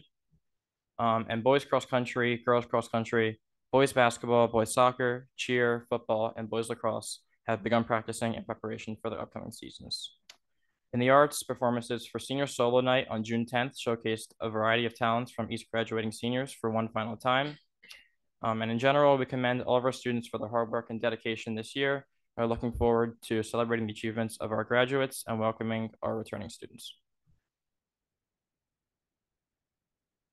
Thank you so much. High School West. Okay, so West 2024-2025 school year has come to an end with many finals, banquets, and preparation for the next school year. As for academics, all of our classes closed out with their final exams falling on June 10th to 13th. West held Career Day on June 2nd, allowing students to meet with 3 professionals from 3 fields of their choice. It was once again a success with over 70 community members coming in to present. Thank you to Ms. Kaslani for organizing it again this year. Moving on to athletics. The girls lacrosse team competed in the South Jersey Group 3 final on Tuesday, June 10th, against the Morristown Quakers. Though they unfortunately lost, their win against Shawnee in the semifinal game prior to this was huge for the program. Our spring track season had by far been Cherry Hill West's most successful season, with a total of 9 athletes moving on to New Balance Nationals. This couldn't have been achieved without our new cross-country and track coach, Mr. Almuccio, as school records had been beat every single meet. All registration for fall sports opened on June 16th. Football preparation has already started with ongoing summer practices. Cheer tryouts began with cross-country summer practices following. As for the arts, West's annual art show for 2D and 3D art was held in Jones Gym, June 5th and June 6th, open to students and the community. This is accompanied by the empty bowls for pottery sale, as well as the fun brownies and bars baking competition. Those who purchased a bowl were able to sample the desserts in the baking competition and vote their winner. All of the proceeds are to the Cherry Hill Food Pantry, making this event of creativity and giving back to the community. The National Art Honor Society inducted 15 new members at the end of May, growing the organization and its presence at West. West Music Department planned to compete in Music in the Parks at Six Flags this year on June 7th. However, due to last-minute complications with the bus company and funding, they only visited Six Flags, not competing. The music banquet was held on June 10th, celebrating all of West performing out art programs. Due to our numbers growing in choir, concert choir will be added as a class next year, available for all of the students to take. As for extracurriculars, student government officially picked out the 2025 and 2026 executive committee on May 9th, maintaining the same board as last year with 2 new additions. Wavelength is a new a cappella group starting next year at West. It will compete in the annual ICHSA competition next year instead of our a cappella groups Fermata and Men of Note. It is by far West's most competitive a cappella group, as only members of Fermata and Men of Note are able to try out with a cap of 18 members. The Arab Culture Association and Latinos at West were invited to perform their dances at Horace Mann Elementary. Both clubs performed routines they had prepared to showcase the cultures they represent. Both clubs also left students with an activity to compete in the classroom to enhance their exposure and their learning. On June 8th, West hosted a cast event where students and guest speaker Professor Ptolemy presented about how to maintain a national park in your own yard. And as for notes, Senior Sunset, one last chance to bond with classmates, happened on June 9th. On June 11th, West was held Scholarship Night, where 71 students in the class of 2025 were recognized and granted over $70,000 in scholarships. The seniors had a chance to attend their elementary school clap out on June 17th, where students from both East and West graduating class returned to the elementary school they attended, bringing their Cherry Hill education into a full circle. There was also senior skate night at Hot Wheels skating rink for a fun night with the senior class. Miss Catane, Miss Tax, Miss Catino, Mr. Sweden, Miss Schwartz, and Miss Roscoff are retiring. We thank them for all their service they have provided to the West community. June 16th and 18th was graduation practice, where seniors rehearsed and got ice cream afterwards. Graduation was a success, taking place on June 20th at Temple University. Family, friends, and faculty all gathered together to celebrate and cheer on the graduates. We're extremely proud of our graduating class and cannot wait to see what their futures entail. Thank you so much to both of you for those reports. We appreciate it. Okay, next on the agenda is first public comment. We made it. There will be 2 opportunities for public comment this evening. This first public comment section is for board action items only, which are items 13 through 16. And there will be another public comment section for any topic at the end of the meeting. If you are a student in the district, you may comment on any agenda item during the first public comment period. Please identify yourself as a student. That means if you're online, please put an S next to your name so that I know that you're a student waiting to speak. If you would like to speak now, please identify the agenda item and clearly state your name and municipality. We will alternate between speakers here in the room and those that are online, and each speaker will be given a maximum of 3 minutes to speak. The timer on the screen will indicate the amount of time you have remaining. Public comment is an opportunity for members of the community to comment on matters relevant to the operations of the Cherry Hill Public School District or within the authority of the Cherry Hill Board of Education. The board welcomes diverse opinions on relevant matters. Under established federal law governing reasonable restrictions on speech in public forums, statements which demean individual community members or groups, or which are irrelevant to the operations of the school district or repetitious, will not be permitted. Community members who would like to present information not relevant to the school district are always welcome to communicate directly to district superintendent, board president, and all board members via email or other alternative means. Okay, we start in the room as by custom. You can please approach the microphone and just give us your name and where your municipality, where you live, and you have 3 minutes. My name is Zoe Steinmetz. I live in Cherry Hill, New Jersey. I'm a rising junior at Cherry Hill High School East and the secretary of the Autism Acceptance Club. During one of our meetings, we discussed sensory issues, and some of the students brought up how the fire alarm differs from the ones used in the Cherry Hill middle schools, as it is louder, brighter, and overwhelms many of our students with sensory issues, particularly those on the autism spectrum. these students have to endure an overload every month when we have our fire drill safety, and they are given no warning in advance that a fire drill is about to take place. We understand that state law requires fire drills to be carried out every month, so I would like to initiate a compromise where the fire drills at East are like the ones in our middle schools, where they start off with bright lights first. They do produce a loud sound, but it gradually diminishes over time. And this is especially imperative right now since last year the alternative high school was brought over to the district, meaning many kids that have sensory issues or are on the autism spectrum themselves also have to now endure a really loud bell. We acknowledge that Cherry Hill High School East is a big school and the fire alarm needs to be loud so that everyone can hears it in case of an actual emergency. However, we believe that there could be more done to ensure that during a fire drill, people are calm, people aren't overwhelmed, and they can get out of the building safely. Thank you. Thank you very much for your comment. We appreciate it. Going online, phone number ending in 788. It's your turn. Please unmute and give us your name and municipality.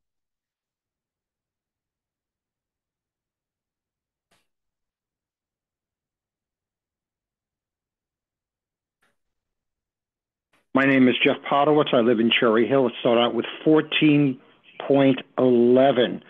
Bit transfer of current year surplus to capital reserve. The aforementioned statutes authorize procedures under the authority of the Commissioner of Education, which permit a Board of Education to transfer unanticipated excess current revenue or unexpended appropriations into reserve accounts during the month of June by board resolution. And you want to transfer $12 million into the capital reserve account. Are there any other reserve funds accounts that you can transfer this funds to? By putting $12 million all into capital reserve, you're limiting where the money can be spent. And you actually had that excess, which is great that you had that excess. So are there any other reserve funds or any other way you could make those funds available for any other things, teachers, any other things that you can do? I don't like this limitation just to capital reserve.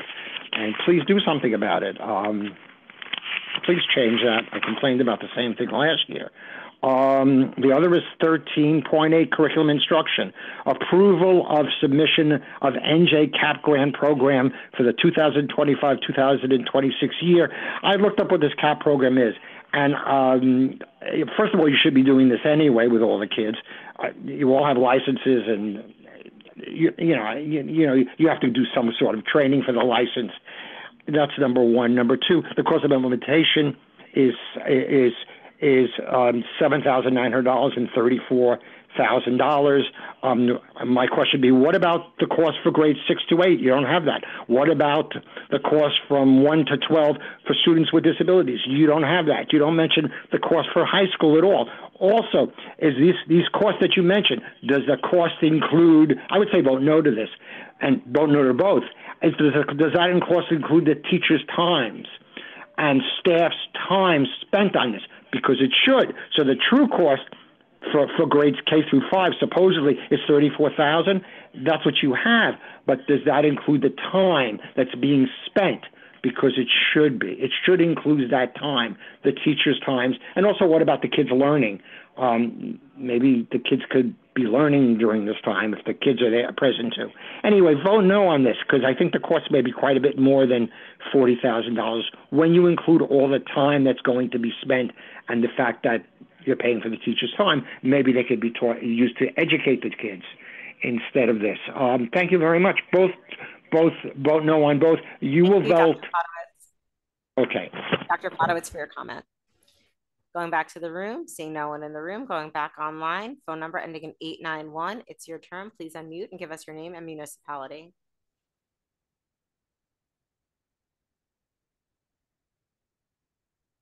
It looks like that caller has hung up. I'm gonna give it one more minute for that caller if they'd like to come back on, ending in, I believe it was 891. I don't see anyone raising their hand online. I don't see anyone in the room, so I'm going to close first public comment.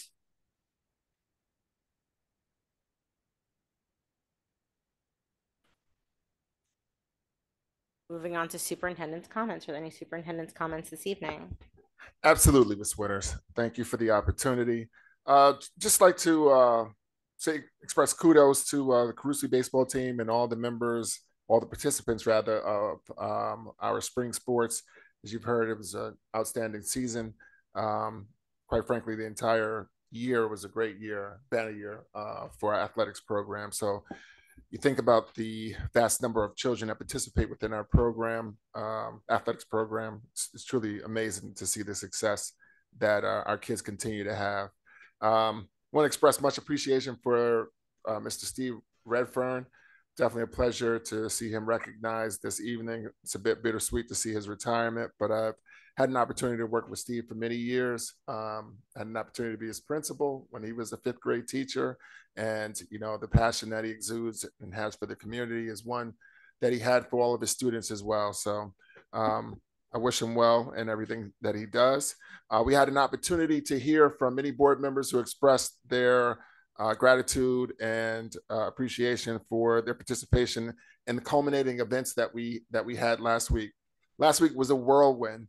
It was absolutely exhausting, but it was also inspiring and exhilarating and truly phenomenal. And as I participated in each of the graduation ceremonies, middle schools included, I always like to take time to just look at the faces of families and guardians and parents. And, you know, it's just this understanding and this realization that our kids have so many people behind them that absolutely adore and absolutely love them. And it's just, you know, it humbles me. And, you know, it's just a reminder that, you know, I have the same feeling for my family as we all do. And it's a responsibility that we have to absolutely give our kids our best on an each and every day basis, just because of who they are and what they represent to so many great people. So just like to say thank you to families for entrusting us with the opportunity to care for their children. This school year was a great school year for the district. And, you know, I like to use the word momentum to say that, you know, we're moving forward with purpose, but we're picking up tremendous momentum. It was a great year for the team and staff and the board and everyone involved. So it's great to be immersed in you know, amidst the work. In closing, I'd just like to wish everyone a happy summer. I'd like to say to our students, please make sure that you make great decisions and be safe this summer. I don't want to be a downer, but remember summer reading. Summer reading is important. That's not a downer. Okay, that's exciting. Right. It's the beginning of the summer, so but our summer reading, just as a reminder, summer reading information is available on the district website.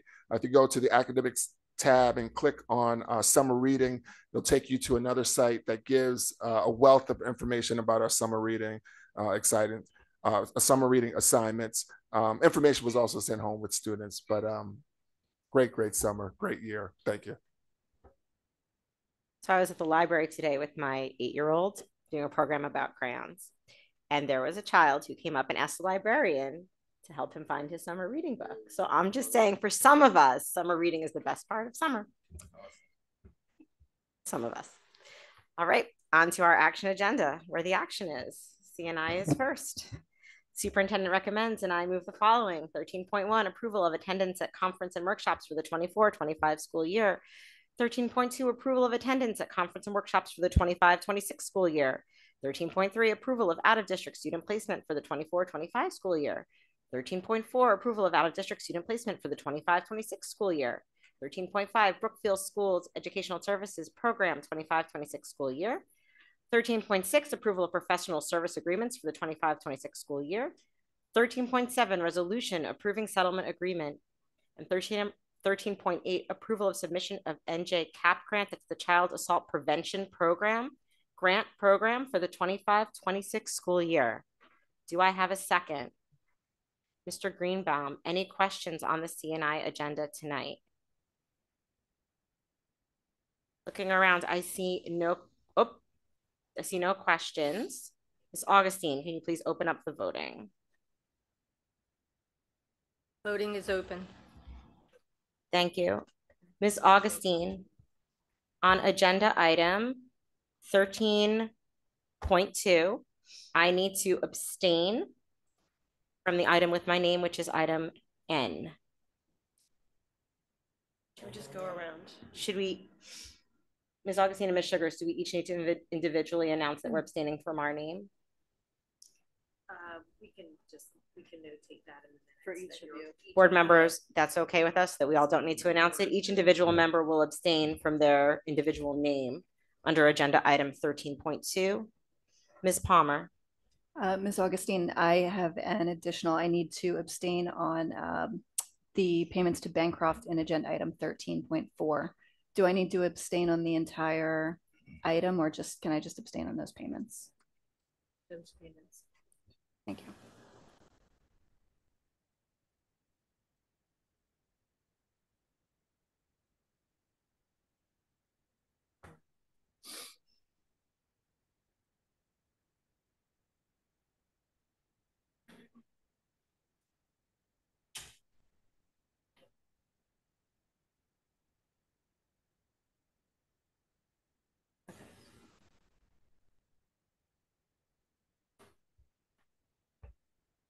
We have several abstentions. Okay, sorry. We have several abstentions, 13.4 for the Bancroft payments by Ms. Palmer, and 13.2, item N, for each of the board members named on item N. Other than that, the vote is unanimous. Thank you, Ms. Augustine. Please don't apologize. That's probably one of the trickiest ones we do all year. And we gave it to you right out of the gate. You did beautifully. So thank you. Moving on to the BNF agenda, Mr. Greenbaum, please move the BNF agenda. The superintendent recommends, and I move the following.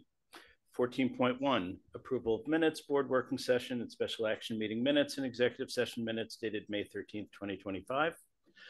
14.2, approval of minutes, regular meeting minutes and executive session minutes dated May 27th, 2025. 14.3, financial reports. 14.4, resolutions. 14.5, resolution for the award of bids.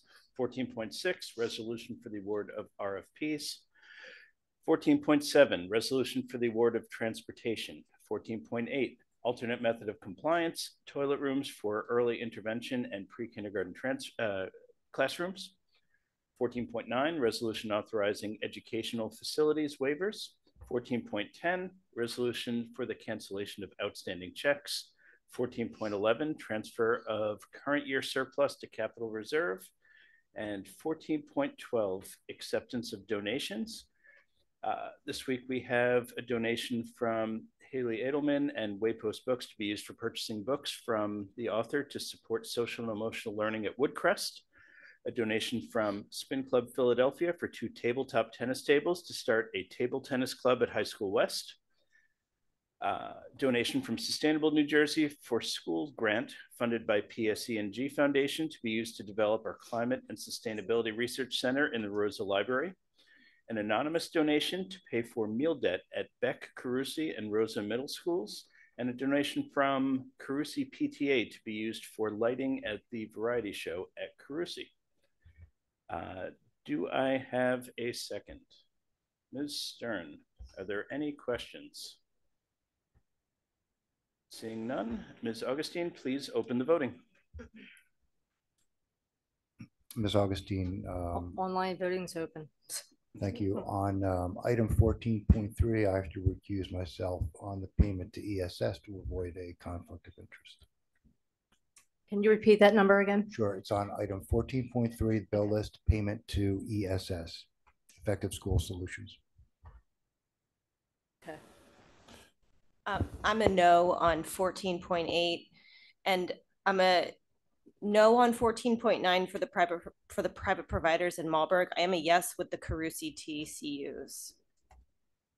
14.9, that was the second one. Point of order, Ms. Gillivan, can we divide the question that way? Yeah. I guess I'll be a no, but just for the record, I am okay with the TCUs.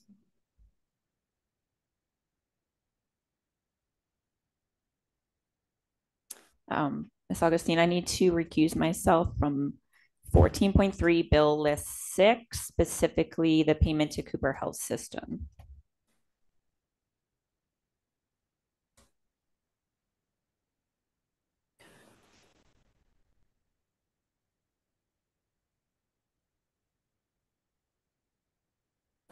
Miss Augustine. Oh, go ahead. We'll get into a habit with this one. I have to recuse myself from 14.3. In this case, it's the 6th bill list, just any payments to Beata. For a conflict of interest, is Beata is my employer. Yeah. So any payments to Beata. Thank you.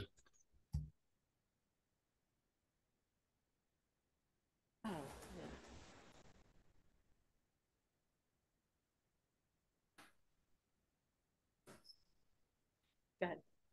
I need to recuse myself to avoid a conflict of interest on 14.3 Bill List 3 and 6, 3rd and 6th Bill List under for Jewish Federation.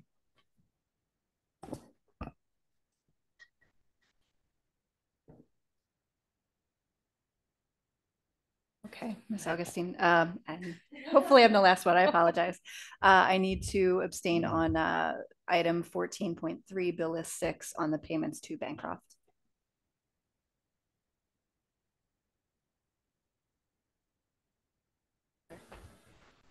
Anyone else?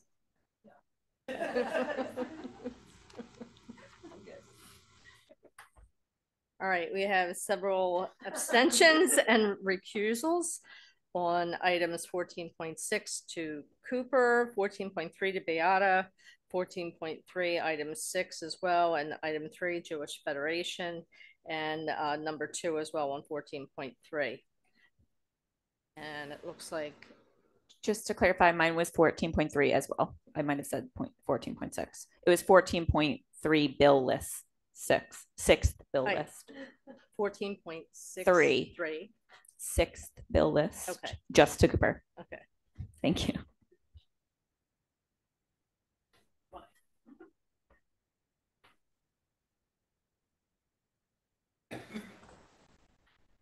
Okay. Madam President. Other than those items, we have a unanimous vote. Madam President, there was a no vote that was not acknowledged. You had, I thought you needed to. No, she was. Okay. 14.8. Okay. 14.8 and 14.9. It's not on that. Right. Okay.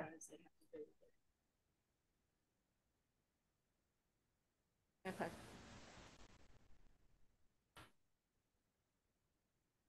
Trial by fire. So many ethical board members this evening.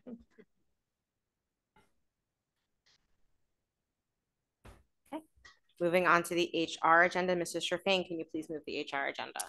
Sure. The superintendent recommends and I move the following: 15.1 termination of employment certificated, 15.2 termination of employment non-certificated, 15.3 appointments certificated, 15.4 appointments non-certificated, 15.5 leaves of absence certificated, 15.6 leaves of absence non-certificated, 15.7 contract renewals non-affiliated, certificated and non-certificated staff 25 to 26 school year, 15.8 contract renewals certificated athletic and co-curricular, 15.9 other compensation certificated, 15.10 other compensation non-certificated, 15.11 approval of job description, 15.12 approval of sidebar agreement, and 15.13 other motions. Do I have a second? Ms. Winters, any questions or comments? Seeing none, Ms. Augustine, can you open the vote? Voting is opened. Ms. Augustine, I'm going to abstain from 15.11.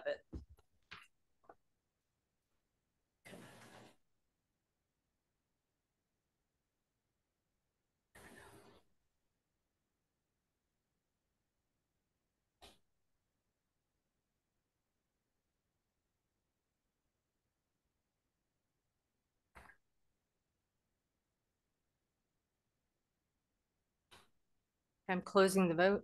The vote is unanimous, other than the abstention for 15.11. Thank you. Mr. Mayor, can you please move the P&L agenda? Indeed, I can. Superintendent recommends that I move the following. Item 16.1, approval of harassment, intimidation, bullying investigation decisions. Those were those that the board heard on June 10th of this year. Item 16.2, second reading of policies.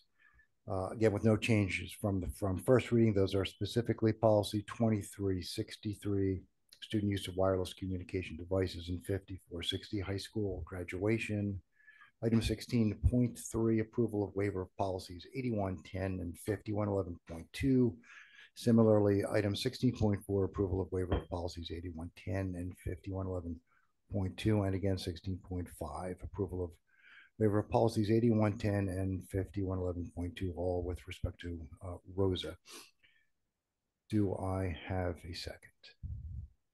Ms. Sherfain, are there any questions? Seeing none. Ms. Augustine, would you kindly open the voting? Voting is open. Ms. Augustine, I need to abstain from 16.1 as I was not present. So Augustine, again, I guess I can't separate anything out, so I will be a no on 16.2, but for the record, would like to show support for our wireless communication device policy. Mr. Fain, we can do a motion to divide the question if you want to divide the question into two pieces and vote separately. That's a thing we can do. It's up to you whether you want to do that.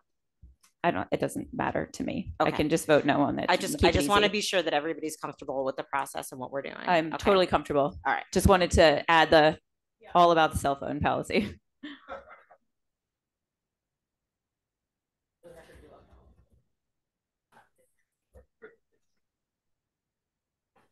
Okay. All right, we have an abstention on 16.1 and a no vote on 16.2. Otherwise, it's unanimous. All right, there are no items under governance to vote on this evening, but they are coming soon. However, moving to new business, it's governance. Governance Committee meeting report out from June 11th. Turn it over to the chair, Ms. Gallagher. Yeah. Mrs. Sherfain, Dr. Dreisen, and I met on Wednesday, June 11th. And I feel like we had like a packed agenda. So the first thing we did was we reviewed the list of roles and responsibilities that the governance committee set up in May. There were no edits, so I just need to kind of go through, formalize it, and then submit it to the SharePoint for us to just kind of have as like what we see as our roles and responsibility as board members.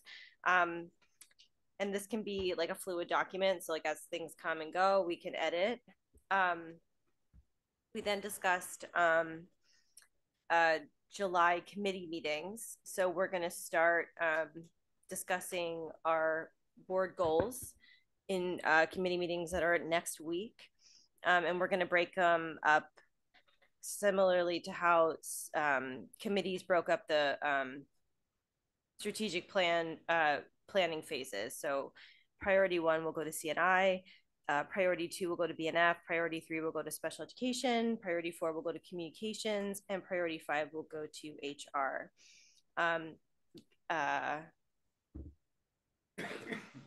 Ms. Gallagher, one point of clarification. Yeah. I think you mean district goals, then in that case, not board goals. Correct. Yeah. Correct. Okay. District goal. Thank you. Thank you, Dr. Dreisen. We're going to discuss like a calendar next. Well, I don't know what, I guess we might meet and we can kind of discuss timeline, and so that we can communicate that out for everybody so we understand like when things need to be done and when the final vote, when we plan to do that. We will also work on board goals. I know some committees already kind of have some ideas as to what they might want to tackle for the next school year. No old business. New business, we discussed a board retreat that hopefully we can schedule over the summer. I reached out to NJSBA for topic ideas and I will discuss with Mrs. Winters regarding like what Dr. Bandlow discussed with me about retreat and like timeline and all that stuff. And then we did discuss some future ideas for topics for governance, and hopefully we can kind of revisit that once we get goals underway. So hopefully at the end of the summer. So are there any other comments from governance members? Any comments or questions from other board members? No. Yes, Ms. Stern. Yeah, so just a quick question. So over, I think it was Friday, we had a question that came up, and just, I want to clarify, what's the best way to communicate the question to you? Is it through just an informal like message to you, or just through email? However. Okay. I mean, I guess a faster response is text message. I can't like email might take me. I mean, I have my phone with me more often than I check my email. So I would say text message would be the fastest way to get a hold. Okay. Yeah, because I want to make sure that hopefully these things keep flowing. And since, you know, as chair, I want to make sure we go through you so that you can hopefully provide the answer. So. Yep. Okay. Anything else? All right. Well, thank you. Thank you. Great job to the governance committee. Any other new business tonight? No new business. Moving on to old business. I have one piece of old business. Ms. Sugars. I'm going to turn it over to Mr. Greenbaum for some formal remarks. But before I do, I just want to say that on a personal note, how much I respect and admire your integrity and professionalism and your conduct within the meetings and the way that you treat every single person who has a question. I strive to emulate your professionalism and composure in everything I do, and you've really been a model for me in leadership. So thank you for showing me the way. We're really going to miss you, Mr. Greenbaum. Thank you. So this is Mrs. Sugar's last meeting, and I wanted to share a few parting words. It's truly been a pleasure working with you. When the district has faced budget challenges, you've made the impossible happen time and time again. You've always done what's right, what's in the best interest of the district and our students, even when it might not be the popular decision.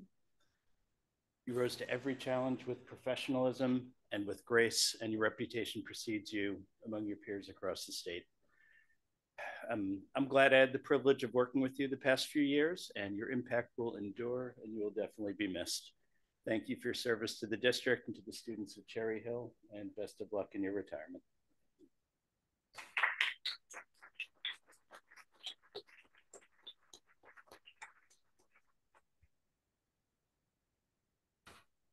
Any other board members have any old business? Seeing no old business, I will move to second public comment. This is the second public comment section during which you may comment on any topic. If you would like to speak now, please clearly state your name and municipality. We will alternate between speakers here in the room and those that are online, and each speaker will be given a maximum of 3 minutes to speak, and the timer on the screen will indicate the amount of time you have remaining. Public comment is an opportunity for members of the community to comment on matters relevant to the operations of Cherry Hill Public School District or within the authority of the Cherry Hill Board of Education. The board welcomes diverse opinions on relevant matters. Under established federal law governing reasonable restrictions on speech in public forums, statements which demean individual community members or groups or which are irrelevant to the operations of the school district or repetitious will not be permitted. Community members who would like to present information not relevant to the school district are always welcome to communicate directly to district superintendent, board president, and all board members via email or other alternative means. Opening up second public comment. There is no one currently in the room, so I'm fairly confident we do not have any commenters from there. Give me 1 minute to. All right. We do have a hand raised online. It is a phone number ending in 788. It is your turn. Please unmute. Give us your name and municipality. Okay, my name is Jeff Podowitz. I live in Cherry Hill. Wow. This goes back to preschool expansion, meeting 5/27/2025. We are adding 8 classes in Kilmer, 8 classes. We're getting eight classes At Malberg, that's a total of 16 classes. All right, that's 2 teachers. That's we have to pay for transportation. I'm sorry, for every one of those classes, it's a teacher and a paraprofessional. We also have to supply all those classes, new classes, desks, all the other things that you need in a classroom. The state is giving us approximately $1 million in aid, more than we got in 2024, 2025. It's not going to come close to paying for those extra 16 classes, plus additional costs. Not even going to come close. Money is going to be filtered down there. I don't know how, but it will be. It's the way the state allows for accounting. And remember, also, our aid will be cut even more for 226, 227, down to around $18 million. We are going to get slaughtered as a community. The state, everyone talks about equity. The state hasn't helped our district when it comes to equity at all for years. And administration, you got to do something, and you got to worry about costs because we're in trouble. You also have to worry about 2025 housing element and fair share plan, where you're going to have an increase, a tremendous increase over the next 10 or 15 years of amount of students we have. One suggestion I made was that you have to lobby the state, since we're an overcrowded community already, since when it comes to that item, what you have to do is you have to say those additional buildings that will be made will actually add to our equalized valuation. And since that's considered in our costs, and I'm sorry if I'm making, that's in fact going to lower the aid we get even more, because equalized valuation, if our equalized valuations go up, our aid goes down even more. That's going to be a big problem, as our students will increase as a result of that. You got to do something about that. You got to say, listen, we have to add those housing units, but we shouldn't be held responsible. It shouldn't hurt us when it comes to aid. You got to do something about that, because I'll tell you, in 10 years, 15 years, this district's going to be in trouble. This community will be in trouble, because the taxes to pay for all this are going to go sky high. We need more aid from the state. You have to make sure to do something. You're not doing enough. And neither is our township. Anyway, thank you very much for listening. I guess that's it. Hello? Thank you, Dr. Podowitz. Thank you for your comments. Okay.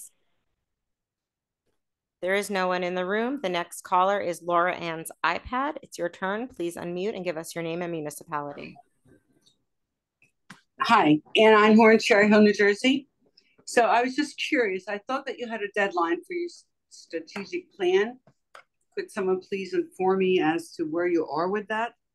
To Ms. Sugars, I am certainly going to miss you. I want to thank you for your candor, your presence through every god-awful budget season. I have admired you greatly for many years. You know that I think you're the best in the state of New Jersey. But what I do wish you is fun. You certainly need some fun after all these years of budget meetings. So good luck to you in whatever you do. I'd also like to recognize Steve Redfern. I don't know if he remembers, when I first met Steve, he just started the Volley for Education in order to get monies for our schools. And I've known him that long. I think I hired him, so that doesn't make me very old. Steve, I wish you all the best in your new positions. I thank you and your family for giving so many minutes and hours to our school district. You were a fine leader, and I certainly appreciated knowing you. Thank you. Thank you for calling in and for your comments.